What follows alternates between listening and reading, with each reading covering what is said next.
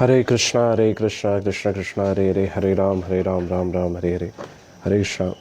എല്ലാ ഭക്തജനങ്ങൾക്കും സ്വാഗതം. അടിയൻ്റെ വിനീതമായ നമസ്കാരം. നമുക്ക് ശ്രീമദ് ഭാഗവതം ആരംഭിക്കാം. ഭക്തരെല്ലാവരും ലൈവിൽ വരുന്നവരെ നമുക്കൊരു കീർത്തനം ചെയ്യാം. ഹരേ കൃഷ്ണ.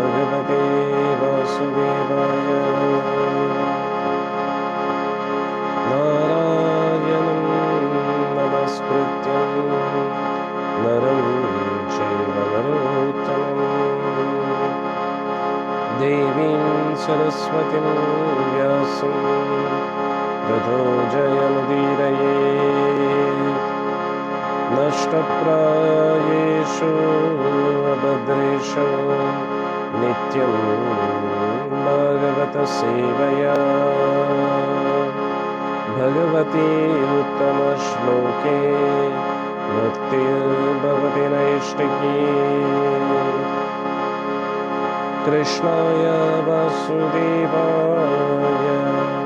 देवकी नन्दनाय च नन्दगोपकुमाराय गोविन्दाय नमो नमः। ॐ अज्ञानतिमिरन्धस्य ज्ञानाञ्जनशलाकाय चक्षुरुन्मिलितं येन तस्मै श्रीगुरुवे नमः। श्रीचैतन्यमनोभीष्टं स्थापितं येन भूतले स्वयं रूपकदा मह्यं ददाति स्वपदान्तिकम्। वन्देऽहं श्रीगुरों श्रीयुतापदकमलं श्रीगुरों वैष्णवांश्च श्रीरूपं साग्रजातं सहगमरघुनाथान्वितं तं सजीवं साद्वैतं सावधूतं परिजनासहितं कृष्णचैतन्यदेवं श्रीराधा कृष्णपादान् सहगना ललिता श्रीविशाखान्वितंश्च नमो विष्णुपादाय कृष्णप्रेष्ठाय भूतले श्रीमते जयपताकस्वामिन्निति नामिने नमाचार्यपादाय नितायकृपप्रदायिने गौरकटाग्रामदाय नगरग्रामतारिणे नमो विष्णुपादाय कृष्णप्रेष्ठाय भूतले श्रीमते भक्तिवेदान्त स्वामिन्निति नामिने नमस्ते सारस्वते देवे गौरवाणि प्रचारिणे निर्विशेष शून्यवादी पाश्चात्यदेशतारिणे नमो विष्णुपादाय कृष्णप्रेष्ठाय भूतले श्रीमते भक्तिसिद्धान्त सरस्वती नामिने श्रीवार्षभानभिदेवी दयिताय कृपाभये कृष्णसम्बन्धविज्ञानदायिने प्रभवे नमः। माधुर्योज्ज्वलप्रेमाद्य श्रीरूपानुगभक्तिदा श्रीगौरकरुणाशक्तिविग्रहाय नमोऽस्तुते। नमस्ते गौरवाणी श्रीमूर्ते दीनतारिणे रूपानुगविरदामसुभ्राङ्गबन्धहारिणे नमो गौरकिशोराय साक्षात् वैराग्यमूर्तये विप्रवन्दशायोगे पादाम्बुजायते नमः। नमो भक्तिविनोदाय सच्चिदानन्दनामिने गौरशक्तिस्वरूपाय रूपानुगविराजते गौराविर्भावभूमेस्तं निर्दिष्टसज्जनप्रिया वैष्णव सर्वभौमा श्रीजगन्नाथाय ते नमः। नमो महावदन्याय कृष्णप्रेमप्रदायते कृष्णाय कृष्णचैतन्य नामिने गौरत्वसे नमः। पञ्चतत्त्वात्मकं कृष्णं भक्तरूपस्वरूपकं भक्तावतारं भक्ताख्यं नमामि भक्तशक्तिकम्। हे कृष्णा करुणा सिन्धो दीनबन्धो जगत्पते गोपीश गोपिकान्त राधाकान्त नमोऽस्तुते। जयतां शरदापङ्गो मम मन्दमदेर्गते मत्सर्वस्वपादान्तो राधामदनमोहनो दिव्यवृन्दारण्यकल्पद्रुमगा श्रीमद्रत्नागारसिंहासनस्थो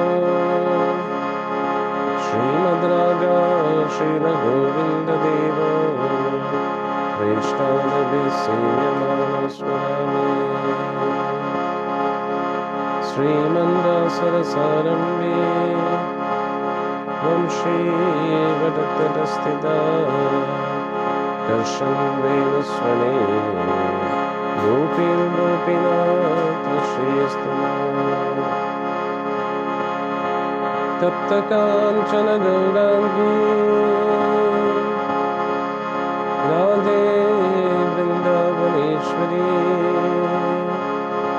Vrishabhanu Sude Devi Pranamami Haripriye Jai Shri Krishna Chaitanya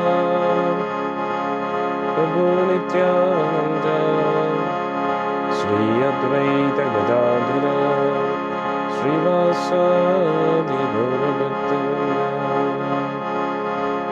Mukam Karoti Vachalam Pangam Rangayati Girim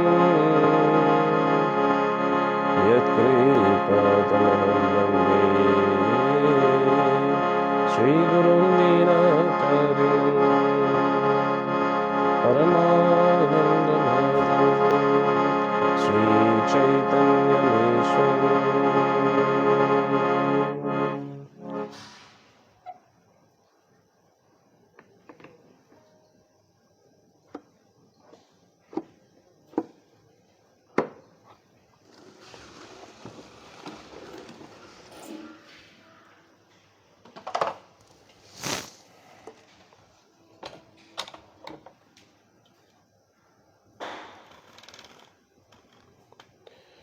ഹരേ കൃഷ്ണ.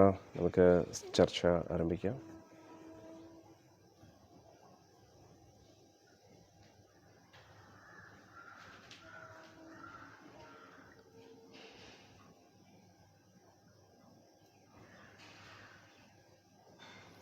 ശ്രീമദ് ഭാഗവത്തിലെ 3-ാമത്തെ സ്കന്ധമാണ് നമ്മൾ ചർച്ച ചെയ്യുന്നത്. കഴിഞ്ഞ സത്സംഗത്തിൽ നമ്മൾ കുറേ കാര്യങ്ങൾ ചർച്ച ചെയ്തു. ഉദ്ധവരുടെ ആ ഭക്തി ഭാവം നമ്മൾ മനസ്സിലാക്കുക, ആ ഭൗതിക, നമുക്ക് കൂടുതലും ഇന്നലെ നമ്മൾ പറഞ്ഞതുപോലെ ഭൗതിക വസ്തുവകകൾ വിഷയങ്ങളുമായിട്ടുള്ള ഒരു ഭാവമാണ് നമ്മുടെ ഉള്ളിലുള്ളത്. ആ ഒരു ഭാവത്തിൽ നിന്നും ഉയർന്ന് നമ്മൾ കൃഷ്ണപ്രേമത്തിൻ്റെ അവസ്ഥയിലേക്ക് എത്തണം. അതിനുവേണ്ടിയാണ് നമ്മൾ ഭഗവാന്റെ തിരുനാമമൊക്കെ ജപിക്കേണ്ടത്.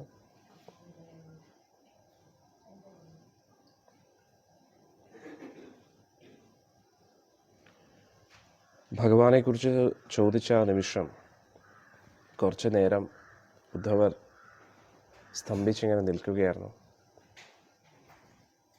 ഒന്നും പറയാൻ പറ്റുന്നില്ലായിരുന്നു, ഒന്നും പറഞ്ഞില്ല. ഭഗവത് സ്മരണയിൽ തന്നെ ഇങ്ങനെ ഇരിക്കുമായിരുന്നു. ഭഗവാന്റെ നാമം ജപിക്കുമ്പോൾ നമുക്ക് ഇത്രയും ആനന്ദമാണ് ലഭിക്കുന്നത് എങ്കിൽ ഭഗവാനുമായിട്ടുള്ള നേരിട്ടുള്ളൊരു സമ്പർക്കം, അതിൽ ലഭിക്കുന്ന ആനന്ദം നമുക്ക് ചിന്തിക്കാൻ പോലും കഴിയില്ല. അപ്പോൾ തുടർച്ചയായിട്ട് നമ്മൾ ഭഗവാന്റെ നാമം ജപിക്കാറുണ്ട്. ഒരു ദിവസം ഭഗവാന്റെ നാമം ജപിക്കാതിരിക്കുമ്പോൾ തന്നെ നമുക്കറിയാൻ കഴിയും അതിൻ്റേതായിട്ടുള്ള പ്രശ്നങ്ങൾ എന്തൊക്കെയാണ്. നമുക്കാകെ ഒരു വല്ലാത്തൊരു വിമിഷ്ടമായിരിക്കും. നന്നായി തുടർച്ചയായിട്ട് ഭഗവാനുമായിട്ടുള്ള ഭക്തിയിൽ നല്ല ഉറച്ചു നിൽക്കുകയാണെങ്കിൽ ഓക്സിജൻ്റെ സഹായത്തോടു കൂടി, ഓക്സിജൻ സിലിണ്ടറിൻ്റെ സഹായത്തോടു കൂടി ശ്വാസം എടുത്തുകൊണ്ടിരിക്കുന്ന ഒരു വ്യക്തി പെട്ടെന്ന് മുഖത്ത് നിന്നും ആ ഓക്സിജൻ മാസ്ക് മാറ്റിക്കഴിഞ്ഞാൽ എന്തായിരിക്കും അവസ്ഥ? ഒരു ശ്വാസം മുട്ടൽ അനുഭവപ്പെടുന്നു. അതേപോലെ ആയിരിക്കും. 14 ലോകങ്ങളിലെ സുഖഭോഗങ്ങൾ നമുക്ക് ലഭിച്ചാലും ഭക്തിയുടെ ആ ഒരു ആനന്ദം നമുക്ക് വേറൊന്നിനും ലഭിക്കില്ല എന്നതാണ് വാസ്തവം. അന്നേരം ഇപ്പോൾ നമ്മൾ ഭൗതിക ആസ്വാദനത്തിൻ്റെ പുറകെ ഇങ്ങനെ ഓടി ഓടി ഭൗതിക ആസ്വാദനത്തിന് വേണ്ടി കുറേ ജന്മങ്ങളായിട്ട് നമ്മളിങ്ങനെ ജീവിച്ചുകൊണ്ടിരിക്കുകയാണ്. പക്ഷെ ഇപ്പോൾ നമ്മൾ നാമമൊക്കെ ജപിച്ച് സത്സംഗമൊക്കെ കേട്ട് അതിൽ നിന്നും പുറത്തു വന്നുകൊണ്ടിരിക്കുകയാണ്. അത്തരം ഭൗതിക വസ്തുവകകളോടുള്ള ആകർഷണം മാറ്റി നമ്മൾ ഭഗവാനോടുള്ള ഒരു ആകർഷണം സത്സംഗത്തിലൂടെയും ഭഗവാന്റെ ശാസ്ത്ര പഠനത്തിലൂടെയും നമുക്ക് ലഭിച്ചുകൊണ്ടിരിക്കുകയാണ്. അന്നേരം ഭൗതിക വകകളോടുള്ള ആകർഷണം മാറ്റി ഭഗവാനോടുള്ള ആകർഷണം നമ്മുടെ ഉള്ളിൽ ഇങ്ങനെ വളർന്നുകൊണ്ടിരിക്കുകയാണ്. ഈ ആകർഷണം കൂടുതൽ ശക്തമാകണം. ഭഗവാനോടുള്ള ആകർഷണം ഒരു ആസക്തിയായിട്ട് മാറണം. ഭഗവാനോടുള്ള ആകർഷണം വർദ്ധിക്കുന്നതിനനുസരിച്ച് ഭൗതിക വസ്തുവകകളോടുള്ള ആകർഷണം കുറയും. ഭഗവാനോടുള്ള ആസക്തി കൂടുന്നതിനനുസരിച്ച് ഭൗതിക വസ്തുവകകളോടുള്ള ആസക്തി കുറയും. അങ്ങനെ കൂടുതൽ നമ്മൾ ഭഗവാനുമായിട്ട് കണക്റ്റഡ് ആയിട്ടിരിക്കണം. അങ്ങനെ ഭഗവാനുമായിട്ട് പൂർണ്ണമായിട്ടും കണക്റ്റഡ് ആകുന്ന ആ ഒരു അവസ്ഥയിൽ നമ്മൾ ഈ ശരീരം, ഭൗതിക ശരീരം വിടുകയാണെങ്കിൽ നമുക്ക് വീണ്ടും ഈ ഒരു ലോകത്ത് ജനിക്കേണ്ടി വരത്തില്ല. അതിനു വേണ്ടിയുള്ള ഒരു ട്രെയിനിങ് സെൻ്ററാണ് നമ്മുടെ ഈ മനുഷ്യജന്മം. ഈ മനുഷ്യജന്മം തിരിച്ച് ഭഗവാന്റെ ലോകത്തേക്ക് പോകാനുള്ള ഒരു അവസരമാണ്. അതിനുവേണ്ടി പരിശീലിപ്പിക്കാൻ വേണ്ടിയുള്ളൊരു വഴിയാണ് നമ്മുടെ ഈ ഒരു മനുഷ്യജന്മം എന്ന് പറയുന്നത്. പക്ഷേ നിർഭാഗ്യവശാൽ നമ്മൾ വഴിതെറ്റിപ്പോകുന്നു. എന്നാൽ ഇവിടെ ഉദ്ധവർ ഭഗവാനുമായിട്ട് അത്രയും അടുത്ത് നിന്നൊരു ഭക്തനാണ്, ഭഗവാന്റെ നിത്യപാർഷദനാണ്. ഇന്നലെ നമ്മൾ അതിനെക്കുറിച്ചൊക്കെ പഠിച്ചു അല്ലേ? നിത്യസിദ്ധൻ, നിത്യബദ്ധൻ, ബദ്ധാവസ്ഥ എന്നൊക്കെ പറയുന്നത് കഴിഞ്ഞ കുറേ സത്സംഗത്തിൽ നമ്മൾ പഠിച്ചതാണ്. അന്നേരം ബദ്ധ അവസ്ഥയിൽ നിന്നും നമ്മൾ മുക്താവസ്ഥയിലേക്ക് എത്തണം. ഭഗവാന്റെ തിരുനാമ ജപത്തിലൂടെ ആ മന്ത്രസിദ്ധി നമുക്ക് ലഭിക്കണം. അതിലൂടെ നമ്മൾ സാധനാസിദ്ധരായിട്ട് മാറണം. ആ സാധനാസിദ്ധിയിൽ നിന്നും ഭഗവാന്റെ നിത്യപാർഷദനായിട്ട് മാറണം. നിത്യപാർഷദൻ എന്ന് പറഞ്ഞാൽ നമുക്ക് എപ്പോഴും നമ്മൾ ഭഗവാന്റെ കൂട്ടത്തിലായിരിക്കും. ആ ഒരു അവസ്ഥയിൽ നിന്ന് നമ്മൾ ഒരിക്കലും പതീതരാകത്തില്ല, വീഴ്ച ഉണ്ടാകത്തില്ല. ഇനി 5ാമത്തെ ശ്ലോകം. പുളകാഉദ്ഭിന്ന സർവാംഗോ മുഞ്ചാന്മിലാദൃശുച പൂർണാർത്ഥോ ലക്ഷിതസ്തേന സ്നേഹപ്രസരാ സംപ്ലുത. അന്നേരം വിതുരർ കണ്ടു ഉദ്ധവരുടെ ശരീരത്തിൽ മഹാഭാഗവതരുടെ എല്ലാ ലക്ഷണവും കണ്ടു. അന്നേരം അതിനെക്കുറിച്ച് പ്രഭുപാദജി വളരെ ഡീറ്റെയിൽ ആയിട്ട് പറയുന്നുണ്ട്. അത് ഭക്തിഭാവം, ആധ്യാത്മിക ഭാവം ഉണ്ടാകുന്ന സമയത്ത് നമ്മുടെ ശരീരത്തിൽ ചില ലക്ഷണങ്ങൾ കാണിക്കും. അത് കുറേ ലക്ഷണങ്ങളുണ്ട്. അതിനെ വിശദമായിട്ട് നമ്മുടെ ഭക്തിരസാമൃത സിന്ധുവിൽ രൂപഗോസ്വാമി പറയുന്നുണ്ട്. ഇത് ചൈതന്യ മഹാപ്രഭു തന്നെ പറഞ്ഞു കൊടുത്തതിൻ്റെ അടിസ്ഥാനത്തിലാണ്.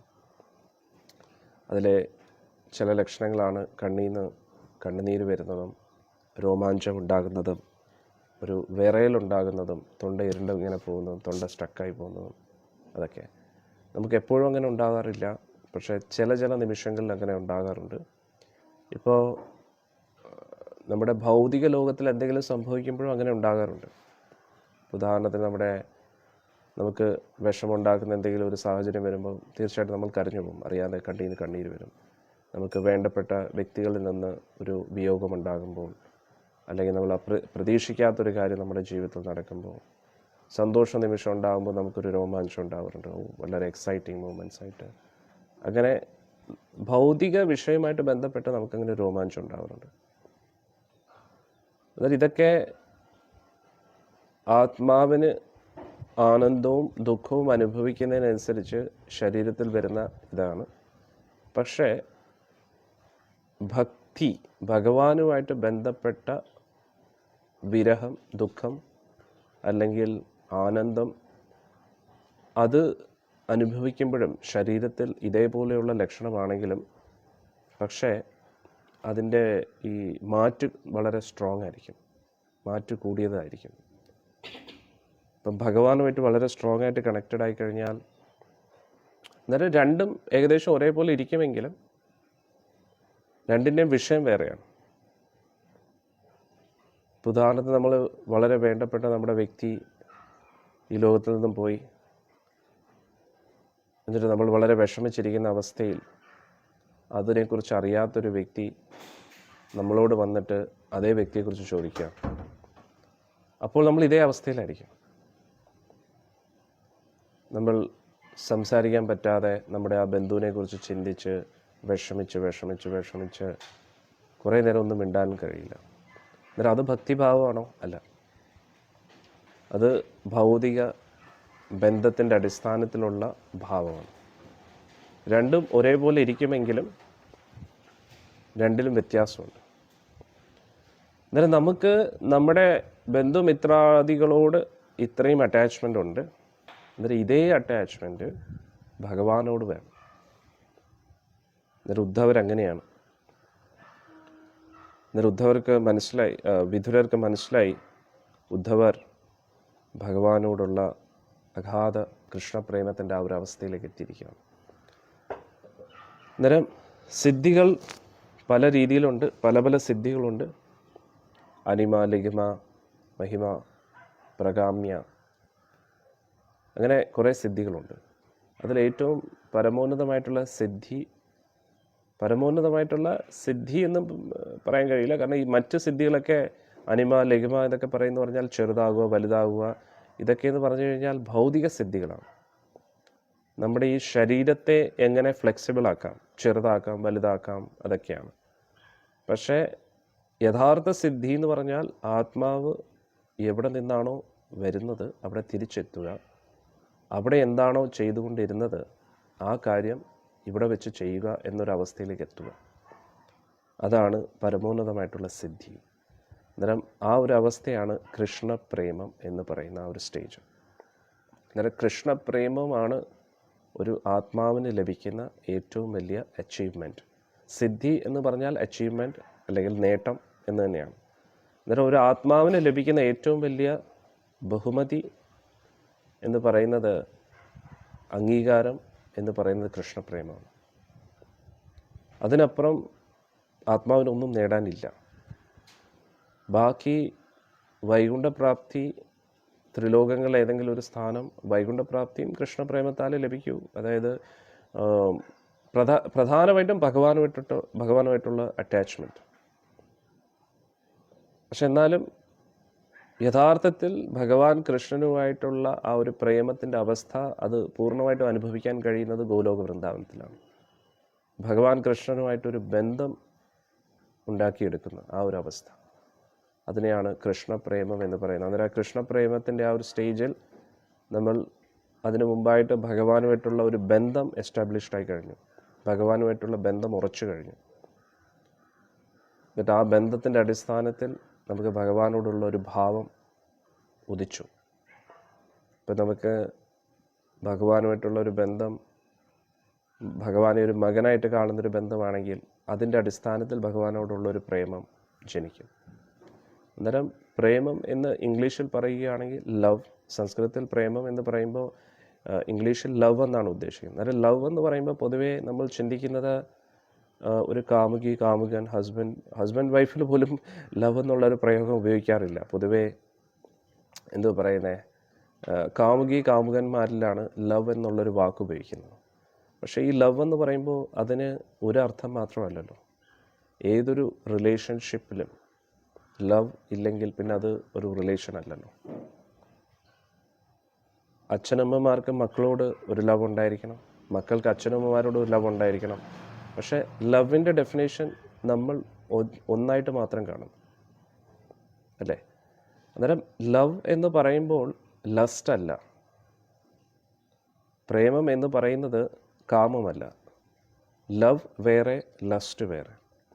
അന്നേരം കാമുകി കാമുകന്മാരുമായിട്ട് തോന്നുന്ന ആ ഒരു വികാരം അത് ലവ് അല്ല, യഥാർത്ഥത്തിൽ അത് ലസ്റ്റാണ്, കാമമാണ്. അന്നേരം ലവ് എന്ന് പറയുന്നത് എല്ലാ ജീവജാലങ്ങളുടെ ഇടയിലും ലവ് ഉണ്ട്. മിണ്ടാപ്രാണികളോടൊരു സഹജീവികളോട് നമുക്കൊരു അനുകമ്പ ഉണ്ടായിരിക്കണം, അതും ലവാണ്. അന്നേരം ലവിൻ്റെ ഡെഫിനേഷൻ വളരെ വലുതാണ്, അല്ലാതെ നമ്മൾ ഉദ്ദേശിക്കുന്ന പോലെ ഒരു കാമമല്ല അവിടെ ഉദ്ദേശിക്കുന്നത്. അന്നേരം ഉദ്ധവർക്ക് ഭഗവാനോട് ആ ഒരു പ്രേമമാണുള്ളത്. അതാണ് നമ്മൾ മനസ്സിലാക്കുന്നത്. അന്നേരം എല്ലാ ജീവജാലങ്ങൾക്കും ഭഗവാനോടൊരു പ്രേമമുണ്ട്, ഭഗവാൻ എല്ലാ ജീവജാലങ്ങളോടും പ്രേമമുണ്ട്. അതാണ് ലവിൻ്റെ ഏറ്റവും നിസ്വാർത്ഥമായിട്ടുള്ള ഡെഫിനേഷനും. എന്തുകൊണ്ട് ഞാനിവിടെ ലവ് എന്ന് പറയും, നമുക്ക് കുറച്ചും കൂടെ മനസ്സിലാക്കാൻ വേണ്ടിയാണ്. കാരണം പ്രേമം, ലവ് ഇത് ഒരേ കാര്യമാണ്, പക്ഷേ കാമം, ലസ്റ്റ് അത് ഡിഫറെൻ്റ് ആണ്. അന്നേരം ആത്മാവിന് ഭഗവാനോട് തോന്നുന്ന ഏറ്റവും പരമോന്നതമായിട്ടുള്ളൊരു വികാരം, അതാണ് ലവ് എന്നുദ്ദേശിക്കുന്നത്. പക്ഷേ ബാക്കി ഈ ലോകത്തിൽ കാണുന്ന എല്ലാ ബന്ധങ്ങളും ശരീരത്തിൻ്റെ അടിസ്ഥാനത്തിലാണ്, ശാരീരിക ബന്ധമാണ്, അതെപ്പോഴും കാമം തന്നെയാണ്. അന്നേരം ആ കാമം എന്ന് പറയുന്നത് വീണ്ടും നമ്മൾ മനസ്സിലാക്കുക, കാമുകി കാമുക ബന്ധം മാത്രമല്ല, ഹസ്ബൻഡ് വൈഫ് ബന്ധവും, ഈവൻ മക്കളോട് നമുക്ക് തോന്നുന്ന വികാരം പോലും, അത് കാമം എന്ന വാക്ക് ഉപയോഗിച്ച് കഴിഞ്ഞാൽ അത് നമ്മൾ നമ്മുടെ മനസ്സിൽ കാമം എന്ന വാക്കിന് എന്താണോ അർത്ഥമാക്കുന്നത് അതല്ല ഇവിടെ ഉദ്ദേശിക്കുന്നത്. വളരെ ക്ലിയർ ആയിട്ട് മനസ്സിലാക്കുക. ശാരീരിക ബന്ധം എന്താണെങ്കിലും, അത് നമ്മുടെ ബന്ധുമിത്രാദികളോട് നമുക്ക് തോന്നുന്ന ആസക്തിയാണെങ്കിലും അതും കാമമാണ്. പക്ഷേ ലൈംഗിക ബന്ധം അതല്ല. കാമം ഏതൊരു വസ്തു അല്ലെങ്കിൽ ഏതൊരു വിഷയത്തിനോടും നമുക്ക് അമിതമായിട്ടുള്ള ആസക്തി ഉണ്ടെങ്കിൽ അത് കാമമാണ്. അതാണ് നമ്മൾ മനസ്സിലാക്കുന്നത്. അന്നേരം ഇൻറ്റൻസ് അറ്റാച്ച്മെൻറ്റ്, അധികാരത്തിനോടുള്ള കാമം, അന്നേരം ഇതെല്ലാം അങ്ങനെയാണ് പോകുന്നത്. അന്നേരം അതിൽ നിന്നും വ്യത്യസ്തമാണ് ഈ ശരീരബന്ധത്തിന് അപ്പുറത്തായിട്ട്. കാരണം നമ്മുടെ ഈ ലോകത്തിൽ നമ്മൾ ജനിക്കുമ്പോൾ തന്നെയാണ് നമ്മുടെ ശരീരബന്ധം തുടങ്ങുന്നത്. നമുക്ക് അമ്മയായിട്ടൊരു ബന്ധമുണ്ട്, നമുക്ക് ഈ ശരീരം നൽകിയ അച്ഛൻ, അവിടെ നിന്നാണ് നമ്മുടെ ബന്ധങ്ങൾ തുടങ്ങുന്നത്.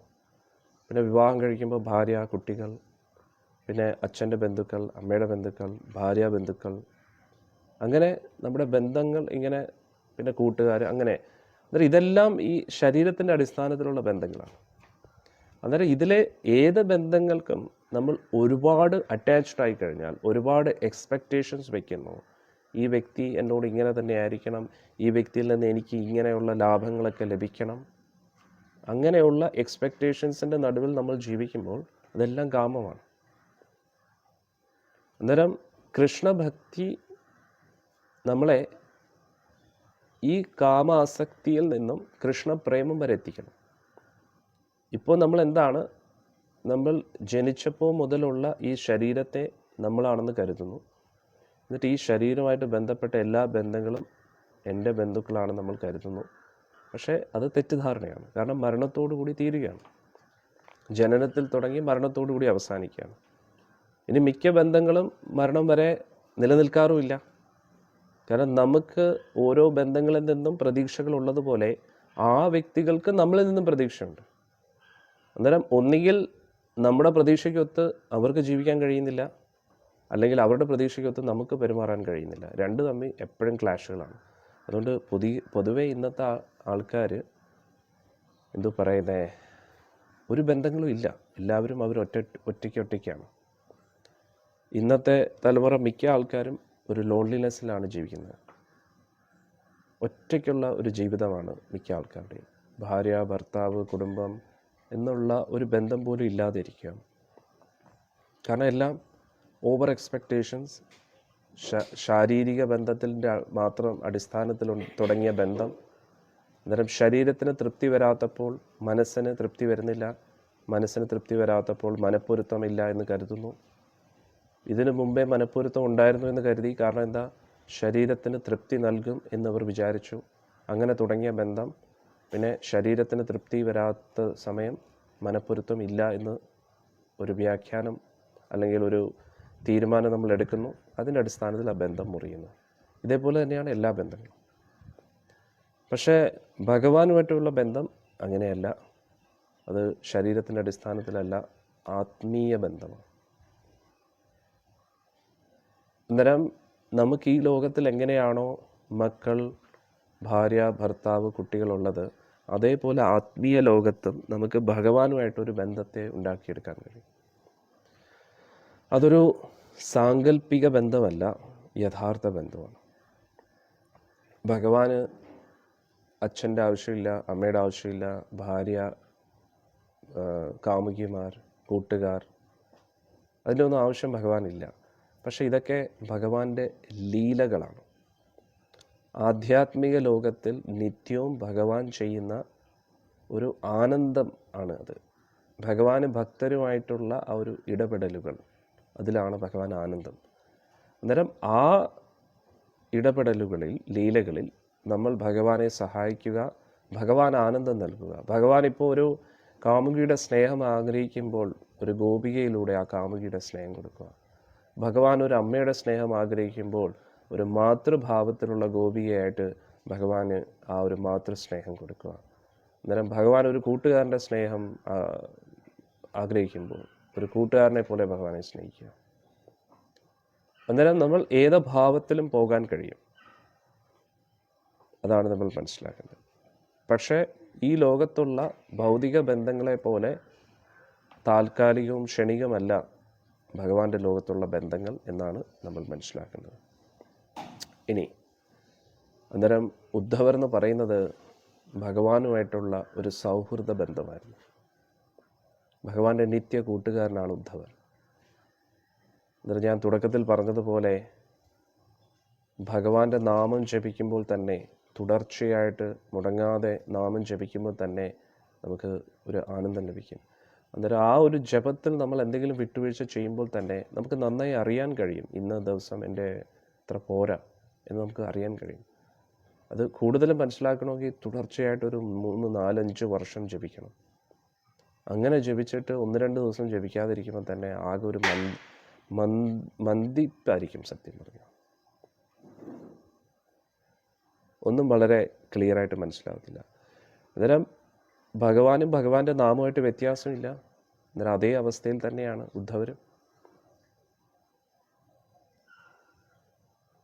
ഭഗവാന്റെ ആ ഒരു സാന്നിധ്യത്തിൽ എപ്പോഴും ഭഗവാന്റെ കൂട്ടത്തിൽ ഇരുന്നു കൊണ്ട് ഭഗവാന് വേണ്ടി സേവനം ചെയ്ത ആ ഒരു ഉദ്ധവർക്ക് ഭഗവാന്റെ ആ ഒരു സമ്പർക്കം നഷ്ടപ്പെട്ട സമയത്ത് ഉദ്ധവർക്കത് താങ്ങാൻ പറ്റുന്നില്ലായിരുന്നു. അന്നേരം ഇവിടെ അത് തന്നെ സംഭവിച്ചു. ഭഗവാനെക്കുറിച്ച് ചോദിച്ച് ഒറ്റ നിമിഷം കൊണ്ട് ചോദിച്ചപ്പോൾ തന്നെ ഭഗവാന്റെ ധ്യാനത്തിലായി ഉദ്ധവർ. ഇവിടെ അടുത്തൊരു കാര്യം കൂടി ഈ ശ്ലോകത്തിൽ നിന്ന് മനസ്സിലാക്കാൻ കഴിയും. ക്ഷണിക്കേർ ഭഗവാൻ ലോകാൻ നൃലോകം പുനരാഗത. ഭഗവാൻ ലോകാൻ, ഭഗവാനെക്കുറിച്ച് ചിന്തിച്ചപ്പോൾ ഭഗവാന്റെ ലോകത്തേക്ക് എത്തി. എന്നിട്ട് അവിടുന്ന് ഒറ്റ നിമിഷം കൊണ്ട് ഇവിടെ എത്തുകയാണെന്നാണ് പറയുന്നത്. കാരണം ഭൗതിക ലോകത്തുള്ള ബന്ധങ്ങൾ, ഇപ്പോൾ നമ്മുടെ ഏതെങ്കിലും ബന്ധുമിത്രാദികൾ നമ്മളെ വിട്ടു പോയെന്നിരിക്കട്ടെ, അങ്ങനെ ആർക്കും അങ്ങനെ ഉണ്ടാകാൻ ആഗ്രഹിച്ച് പറയുന്നില്ല, പക്ഷേ എന്തെങ്കിലും അങ്ങനെ നമ്മുടെ ജീവിതത്തിൽ സംഭവിച്ചിട്ടുണ്ടാകാം ഓൾറെഡി. അന്നേരം ആ വ്യക്തികളെക്കുറിച്ച് നമ്മൾ എത്ര ചിന്തിച്ചാലും ആ വ്യക്തികൾ എവിടെയാണെന്ന് പോലും നമുക്കറിയത്തില്ല. അഥവാ ആ വ്യക്തിയെക്കുറിച്ച് അറിഞ്ഞാലും മിക്കവാറും അടുത്തൊരു ജന്മം ആ വ്യക്തി എടുത്തിട്ടുണ്ടാകും. അതുകൊണ്ട് അങ്ങനെ ഒരു ചിന്ത കൊണ്ട് ആ വ്യക്തിക്കും പ്രത്യേകിച്ച് ഉപയോഗമില്ല, നമുക്കൊരു ഉപയോഗമില്ല, നിരർത്ഥകമായിട്ടുള്ള ചിന്തകളാണ്. പക്ഷെ ഭഗവാനെക്കുറിച്ചുള്ള ചിന്തകൾ അങ്ങനെയല്ല. കാരണം ഭഗവാൻ എപ്പോഴും ഭഗവാനായിട്ട് തന്നെ തുടരുകയാണ്. ഭഗവാനെ ആരും വോട്ട് ചെയ്ത് തിരഞ്ഞെടുത്തതല്ല ഈ പ്രപഞ്ചത്തിൻ്റെ ഭഗവാനായിട്ട് നിൽക്കൂ എന്ന് പറഞ്ഞിട്ട്. ഭഗവാൻ എന്നെന്നും ഭഗവാനാണ്. ഭഗവാൻ എന്നും നിത്യമായിട്ട് ഭഗവാന്റെ ലോകത്തിലുണ്ട്. അതുകൊണ്ട് അതാണ് ഇവിടെയും മനസ്സിലാക്കേണ്ടത്. അന്നേരം ഉദ്ധവർ ഭഗവാനെക്കുറിച്ച് ചിന്തിച്ചപ്പോൾ ഇവിടെ പറയുന്നു ഭഗവത് ലോകാത്, ഒറ്റ നിമിഷം കൊണ്ട് ക്ഷണിക്കേർ ഭഗവത് ലോകാ നൃലോകം പുനരാഗത. ഭഗവാന്റെ ലോകത്തിൽ നിന്നും വീണ്ടും ഈ നൃലോകത്തേക്ക്, ഭൗതിക ലോകത്തെ, മനുഷ്യലോകത്തിലേക്ക് വീണ്ടും തിരിച്ചെത്തി എന്നാണ്. ഇതാണ് നമ്മൾ മനസ്സിലാക്കേണ്ടത്. അന്നേരം ശ്രദ്ധയോടുകൂടി ഭഗവാന്റെ നാമം ജപിച്ച് ഭഗവാനെക്കുറിച്ച് കേൾക്കുമ്പോൾ ആ ശ്രദ്ധയോടുകൂടി, ശ്രദ്ധ എവിടെയാണോ അവിടെയാണ് ബോധം. അന്നേരം ബോധപൂർവം ഭഗവാനെക്കുറിച്ച് ജപിക്കുകയാണെങ്കിൽ ആ നിമിഷം നമ്മൾ ഭഗവാന്റെ കൂട്ടത്തിലാണ്. എത്രത്തോളം നമ്മൾ ശ്രദ്ധയോടുകൂടി ജപിക്കുന്നോ അത്രത്തോളം നമുക്ക് ആ ഭഗവാന്റെ സാന്നിധ്യം അനുഭവിച്ചറിയാൻ കഴിയും. എന്നിട്ട് ആ ജപം നിർത്തുന്ന ആ നിമിഷം തന്നെ നമ്മൾ ഇവിടെ തിരിച്ചെത്തുകയാണ്. അതാണ് നമ്മൾ മനസ്സിലാക്കേണ്ടത്. ഇപ്പോൾ നമ്മുടെ ശരീരത്തിന് ഒരു സ്ഥലത്ത് നിന്നും മറ്റൊരു സ്ഥലത്തേക്ക് എത്താൻ കുറച്ച് ബുദ്ധിമുട്ടാണ്. ശരീരത്തിൻ്റെ എത്ര സ്പീഡായിട്ട് നമുക്ക് നടക്കാൻ കഴിയും, അല്ലെങ്കിൽ എത്ര വേഗത്തിൽ നമുക്ക് ഓടാൻ കഴിയും, അല്ലെങ്കിൽ ഏത് വാഹനത്തിലാണ് നമ്മൾ സഞ്ചരിക്കുന്നത്, കാറാണോ അല്ലെങ്കിൽ ബസ്സാണോ അല്ലെങ്കിൽ ട്രെയിനാണോ അല്ലെങ്കിൽ ഫ്ലൈറ്റ് പിടിച്ചിട്ടാണോ പോകുന്നത്, അതോ ഹെലികോപ്റ്റർ പിടിച്ചിട്ട് പോകുന്നോ, അതിനനുസരിച്ചാണ് നമുക്ക് ഒരു സ്ഥലത്ത് നിന്നും മറ്റൊരു സ്ഥലത്തേക്ക് എത്താൻ കഴിയും. പക്ഷേ മനസ്സിൻ്റെ വേഗത എന്ന് പറഞ്ഞാൽ വളരെ വേഗത കൂടിയതാണ്. അന്നേരം നമുക്ക് ചിന്തിക്കുമ്പോൾ തന്നെ നമുക്ക് അവിടെ എത്താൻ കഴിയും. അന്നേരം പൂർവ്വ യോഗികളൊക്കെ അത്രയ്ക്ക് വലിയ സിദ്ധന്മാരും ഉണ്ടായിരുന്നു. മനസ്സിൻ്റെ വേഗതയ്ക്കനുസരിച്ച് ഒരു സ്ഥലത്ത് എത്താൻ കഴിയുമായിരുന്നു. മനസ്സിൻ്റെ ചിന്ത ഉപയോഗിച്ച് അവർക്ക് അവരുടെ ശരീരത്തെ ഒരു സ്ഥലത്ത് നിന്നും മറ്റൊരു സ്ഥലത്തേക്ക് എത്തിക്കാൻ കഴിയുമായിരുന്നു. അല്ലെങ്കിൽ ഇവിടെ ഇരുന്നു കൊണ്ട് നമ്മൾ എങ്ങനെയാണോ, ഇപ്പോൾ നിങ്ങൾ എന്നെ കണ്ടുകൊണ്ടിരിക്കുന്നത്, ഞാൻ ഇപ്പം ഗുരുവായൂരിലാണ് ഇരിക്കുന്നത്, പക്ഷേ നിങ്ങളുടെ വീട്ടിലിരുന്നു കൊണ്ട് ഗുരുവായൂരിൽ ഈ ഒരു സ്ഥലത്ത് എന്താണ് നടക്കുന്നത് നിങ്ങൾ ലൈവ് കണ്ടുകൊണ്ടിരിക്കുന്നു. അതേപോലെ എങ്കിലും യോഗികൾക്ക് പറ്റും. ഇതിൽ നിന്നും വേഗത കൂടിയതാണ് ആത്മാവിന്. അതുകൊണ്ടാണ് ഭക്തരോട് ഞാൻ എപ്പോഴും പറയുന്നത്, ശ്രദ്ധയോടുകൂടി നാമം ജപിക്കൂ, ശ്രദ്ധയോടുകൂടി നാമം ജപിക്കൂ. ശ്രദ്ധയോടുകൂടി ഭഗവാന്റെ തിരുനാമം ജപിക്കുന്ന സമയത്ത് ആത്മാവ് ഭഗവാന്റെ കൂട്ടത്തിൽ, ഭഗവാന്റെ ലോകത്താണ്. ശരീരം ഇവിടെയാണ്, പക്ഷേ മനസ്സും ആത്മാവും അവിടെ എത്തും. ബോധം എന്ന് പറഞ്ഞാൽ ശ്രദ്ധ, ശ്രദ്ധ എന്ന് പറഞ്ഞാൽ മനസ്സ്, മനസ്സെന്ന് പറഞ്ഞാൽ മനസ്സിൻ്റെ ഈ നിമിഷമുള്ള ചിന്തകൾ. അന്നേരം ഞാൻ ഈ പറയുന്ന സമയത്ത് എൻ്റെ ചിന്തകൾ എന്താണോ, നിങ്ങളുടെ ചിന്തകൾ എന്താണോ, അതാണ് നിങ്ങളുടെ ബോധം. അന്നേരം ബോധത്തെ നിയന്ത്രിക്കണമെങ്കിൽ ശ്രദ്ധ വേണം, ശ്രദ്ധ വേണമെങ്കിൽ ചിന്തകൾ. മനസ്സിലായില്ലേ? അന്നേരം ഇപ്പോൾ ഈ നിമിഷം നിങ്ങളുടെ ചിന്തകൾ എന്താണോ അതിനെ നിയന്ത്രിക്കുക. അങ്ങനെ ഓരോ നിമിഷവും ഭഗവാനെക്കുറിച്ച് ചിന്തിക്കാൻ നമ്മൾ നമ്മളെ പരിശീലിപ്പിക്കുക. അതിനുവേണ്ടി എന്തൊക്കെയാണ് ചെയ്യേണ്ടത്? രാവിലെ മുതൽ നമ്മൾ ചെയ്യുന്ന കാര്യങ്ങൾ ഭഗവാന് വേണ്ടി ചെയ്യാൻ പരിശീലിക്കുക. ഇപ്പോൾ ആശ്രമത്തിലാണെങ്കിൽ നമ്മൾ രാവിലെ എഴുന്നേറ്റ് ഭഗവാന്റെ നാമമൊക്കെ ജപിച്ച്, ആരുടെ നാമം ജപിക്കുന്നത്? ഭഗവാന്റെ നാമം ജപിക്കും. നാമം ജപിച്ചതിന് ശേഷം സേവനങ്ങൾ ആരംഭിക്കുന്നു. ആരുടെ സേവനം ചെയ്യുന്നു? ഭഗവാന്റെ സേവനം. സത്സംഗം കേൾക്കുന്നു. ആരെക്കുറിച്ചാണ് കേൾക്കുന്നത്? ഭഗവാനെക്കുറിച്ചാണ് കേൾക്കുന്നത്. ഇതെല്ലാം കഴിഞ്ഞ് നമ്മൾ ഭക്ഷണം കഴിക്കുന്നു. ആരുടെ ഭക്ഷണമാണ് കഴിക്കുന്നത്? ഭഗവാന്റെ ഭക്ഷണം. ഭഗവാന് നിവേദിച്ച ഭക്ഷണമാണ് കഴിക്കുന്നത്. അങ്ങനെ ഭഗവാനുമായിട്ട് ബന്ധപ്പെട്ട കാര്യങ്ങൾ ശ്രദ്ധയോടുകൂടി നമ്മൾ ചെയ്യുമ്പോൾ നമ്മുടെ ചിന്തകൾ ഭഗവാനിലായിരിക്കും. അങ്ങനെ 24 മണിക്കൂറും ഭഗവത് ചിന്തയിലിരിക്കുന്ന വ്യക്തി കൃഷ്ണാനുഭവത്തിലാണ്. ഇനി മുന്നോട്ട് നടക്കാൻ പോകുന്ന കാര്യം, അതായത് മുന്നോട്ട് ഞാൻ ഭഗവാന്റെ അടുത്ത് പോകുമോ, ഗോലോകത്ത് പോകുമോ അങ്ങനെ ചിന്തിക്കേണ്ട ആവശ്യമില്ല. കഴിഞ്ഞ എൻ്റെ ജന്മം ഇങ്ങനെയായിരുന്നു, അല്ലെങ്കിൽ കഴിഞ്ഞ എൻ്റെ ജീവിതം ഇതേ ജന്മത്തിൽ ഞാൻ അങ്ങനെ ഇങ്ങനെയൊക്കെ ആയിരുന്നു. എന്തിനാണ് ഇത്രയും ചലക്കുന്നത്?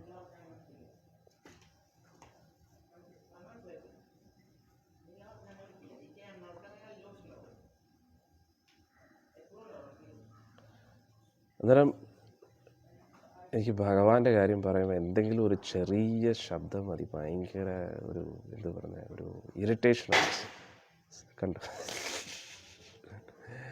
അന്നേരം കാരണം അത്രയും നമ്മൾ ഫോക്കസ് ചെയ്ത് മാത്രമേ പറയാൻ കഴിയൂ ഭഗവാനെക്കുറിച്ച്. നമ്മളിങ്ങനെ കാണാപ്പാഠം പഠിച്ചിട്ടൊരു ടോക്ക് എടുക്കുകയല്ല. ഡീപ്പായിട്ട് നമ്മൾ അത്രയും ഡീപ്പായിട്ട് പോയെങ്കിൽ മാത്രമേ നമുക്ക് ഭഗവാനെക്കുറിച്ച് സംസാരിക്കാൻ കഴിയൂ. എനിവേ, അന്നേരം കഴിഞ്ഞ കാര്യങ്ങൾ അതിനെക്കുറിച്ച് ചിന്തിച്ചിട്ട് എന്തെങ്കിലും കാര്യമുണ്ടോ? ഒന്നുമില്ല. ഇനി മുന്നോട്ട് എങ്ങനെയാണ് അതിനെക്കുറിച്ച് ചിന്തിച്ചിട്ട് കാര്യമില്ല. ഇപ്പോൾ ഈ നിമിഷം ഭഗവാനെക്കുറിച്ച് നമുക്ക് ചിന്തിക്കാൻ കഴിയുമോ? അതാണ് നമ്മൾ പോയിന്റ് ചെയ്യേണ്ടത്. ഇതാണ് ഭഗവത്ഗീതയിലെ പ്രധാനപ്പെട്ട ശ്ലോകം. മൻ മന എപ്പോഴും എന്നെക്കുറിച്ച് ചിന്തിച്ചുകൊണ്ടിരിക്കുമെന്ന്. ഇനി കുടുംബജീവിതത്തിലാണെങ്കിൽ പോലും നമ്മൾ രാത്രിയിൽ എന്തായാലും വീട്ടിൽ തന്നെയാണ് കിടക്കുന്നത്. രാവിലെ എഴുന്നേറ്റിട്ട് ഭഗവാന്റെ നാമം ജപിക്കുക.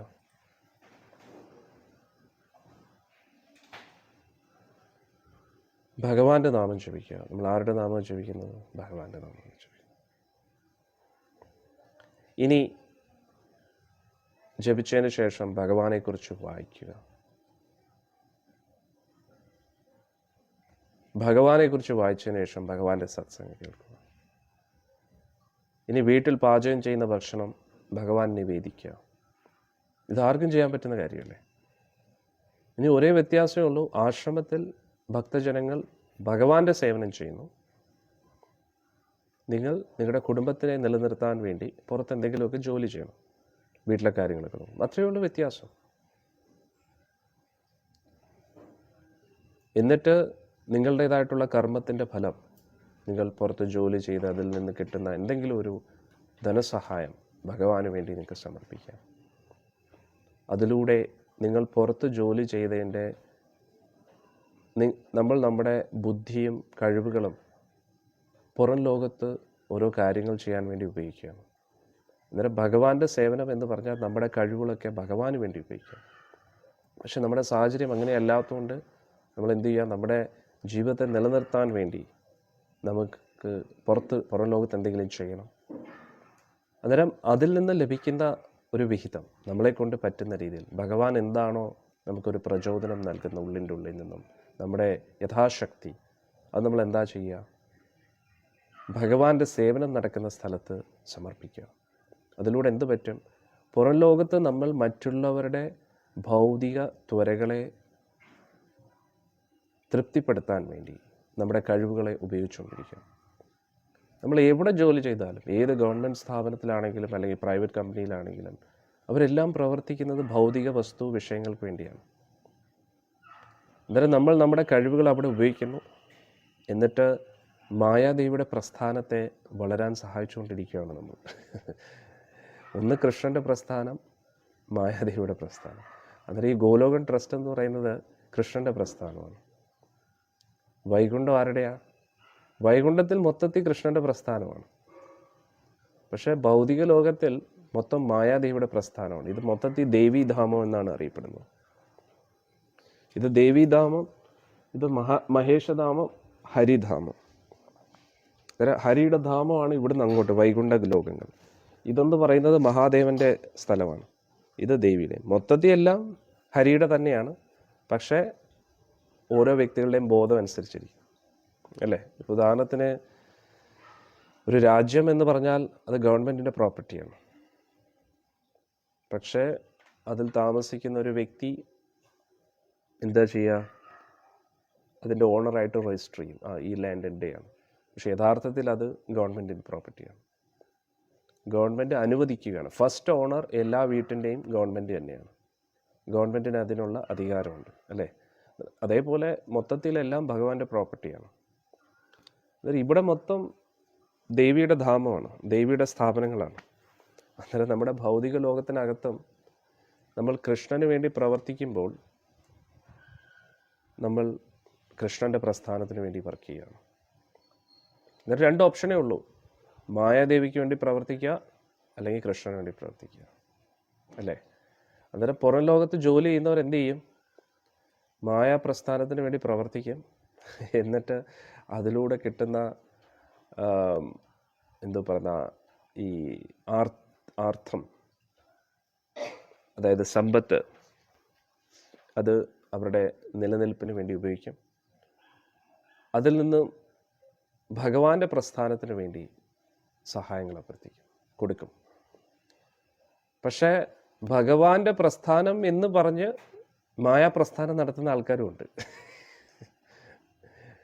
പുറമെ പരസ്യമൊക്കെ കാണുമ്പോൾ ഭഗവാന്റെ പരസ്യമായിരിക്കും, ഭഗവാനെക്കുറിച്ച് പറയുന്നതായിട്ടൊക്കെ തോന്നും.